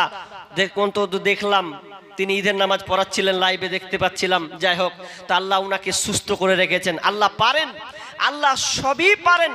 কিন্তু ওকে যখন বলেছে যে আমরা পারবো না, তখন সেই লোকটা 1 ব্যাগ টাকাকে, গোটা নার্সিং হোমের ভেতরে যে ফাঁকা জায়গাটা ছিল, পুরো 1 ব্যাগ টাকাকে চালিয়ে ছুঁড়ে চারদিকে ছিটিয়ে চিৎকার করে বলতে লাগলো যে আমি এত কোটি টাকার মালিক, আমি এত কোটি টাকার মালিক হওয়ার পরেও আমার রোগ যেখানে আমার নির্মূল হবে না, ভালো হবে না, তাহলে আমার এত কোটি টাকা ইনকাম করে আমার কি লাভ হয়েছে? আফসোস করতে করতে লোকটা সেই নার্সিং হোম থেকে বেরিয়ে চলে গেল। কিছু করার নেই। আপনি কি করবেন? দুনিয়াতে সব থেকে যাবে। যখন আপনি মারা যাবেন, ওই মরার মুহূর্তে আপনার মনে হবে যে আমি কি রেখে এলাম, যদি আমি সঙ্গে করে নিয়ে আসতাম। কারণ আল্লাহ রাসূল সাল্লাল্লাহু আলাইহি ওয়াসাল্লাম বলছেন ইয়াতবাউল মাইয়িতা সালাসা, মানুষ যখন মরে যায় তার সঙ্গে 3টা জিনিস যায়। ফায়ারজিউ ইসনানি ইয়াতবাহু আহলুহু ওয়া মালুহু আমালুহু, তার সঙ্গে 3টি যায়। ইয়ারজিউ কিন্তু ফিরে আসে, আহলুহু ওয়া মালুহু, তার আহাল এবং মাল তার সঙ্গে ফিরে আসে। ওয়া ইয়াবকা আমালুহু, তার সঙ্গে তার আমল থেকে যায়। আপনার সঙ্গে চাচা গিয়েছিল, আপনার বেটা গিয়েছিল, আপনার ভাই গিয়েছিল, আপনার সঙ্গে খাটের সঙ্গে আপনার লেপ, আপনার কিনা চাদর গিয়েছিল, কিন্তু ওগুলো সব ব্যাগ চলে এসেছে, কিছু দেয়নি। মাত্র আপনাকে 3খানা কাফন দিয়েছে। এটা ভাববার একটা বিষয়। আপনি যেই মোবাইল ছাড়া আপনি চলতে পারেননি, মোবাইল একটু যদি ভুলে গেছেন তো মোবাইল ছিল তো মনে হয় আপনার হিটপিন্ড আপনি রেখে চলে এসেছেন। দেখেন এরকম মোবাইল যদি ছুঁয়ে চলে এসছে কেউ, তো খানিকটা পর যদি দেখতেন মোবাইলটা কোনটা গেল, মানে ওর কোয়েল যাওয়ার হিটপিন্ড মনে হয় ছুঁয়ে চলে এসছেও। এত টেনশন হয় না? কিন্তু আপনি যেদিন মরে যাবেন সেদিন তো সবই চলে যাবে। হাতের আপনার ঘড়িটা, সৌন্দর্যের ঘড়িটাও খুলে নেবে, মোবাইল সব কিছু থাকবে, শুধু মরণে কাফন। মরণের যে কাফনটা ওটাই আপনাকে দিবে। এই মাল ধন ছিল তোমারও দাদার, সে মরে গিয়ে হয়েছে তোমার বাবার। বাপের মালেতে তুমি ওয়ারিশ হইলে, কাল ছেলে ওয়ারিশ হবে তুমি মরে গেলে। ধন ধন করিও না ধন অপরজন, মরিলে তোমার সাথে যাবে না কধন। ধন ধন অপরজন না রাহে কাহার, অপরে তোমার মালে উড়াবে বাহার। আজ তুমি পরিত চরে সমপোষম, কালকে পরিতে হইবে মরণের কাফন। একা অন্ধকার ছিলে মায়ের কুদরে, একা ফেরে যেতে হবে ঘোর অন্ধকারে।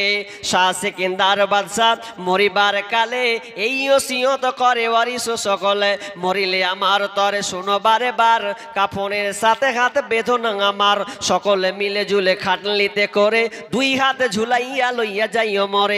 এই হাল দেখে মোর যত মাখলুকাত, আফসোস করিবে আর কহিবে এ বাত। শাহ সেকেন্দার বাদশাহ এমনই এক ছিল, সকলে থাকিল আজ খালি হাতে গেল। শাহ সেকেন্দার বাদশার ঘটনা শুনেছেন? কোটি কত টাকাজের মালিক আল্লাহ, রাজা গো। সে বলছে যেদিন মরে যাব হাত পা আমার ছেড়ে দিস বা রাখিস না, যেন সব দেখতে পাই রাজা আর কিছুই নাই। তো সবার এই হালাত হবে ভাই। তো আমি শেষের দিকে চলে এসেছি। যদি কেউ দেওয়ার মন থাকে 100, 200, 300, 500, আমি চাপ করব না যে আমার 100 টাকার অকাত, আমি 100 টাকা দেব।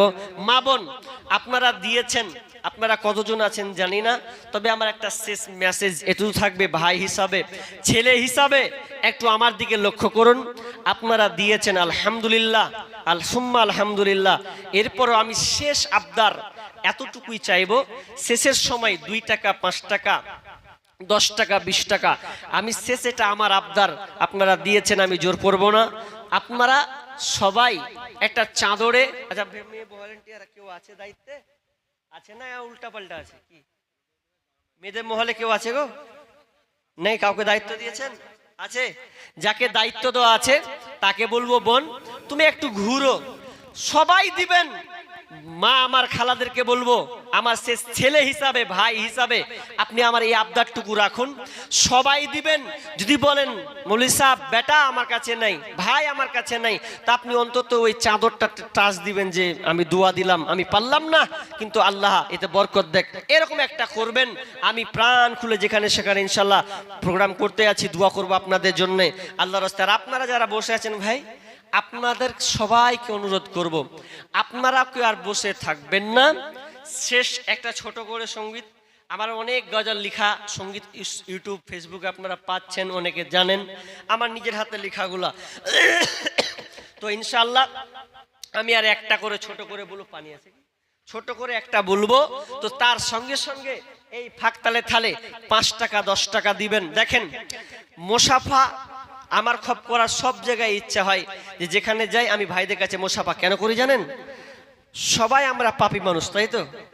দিনে পাপ সবারই হয়, হাতে পায়ের পাপ হয়। তো আল্লাহ বলছেন কেউ যদি হাতে হাত মিলায় মানে মোসাফা করে, তাহলে আল্লাহ বলছেন তাহলে ওই হাতের গুনাহকে আল্লাহ ক্ষমা করে দেন।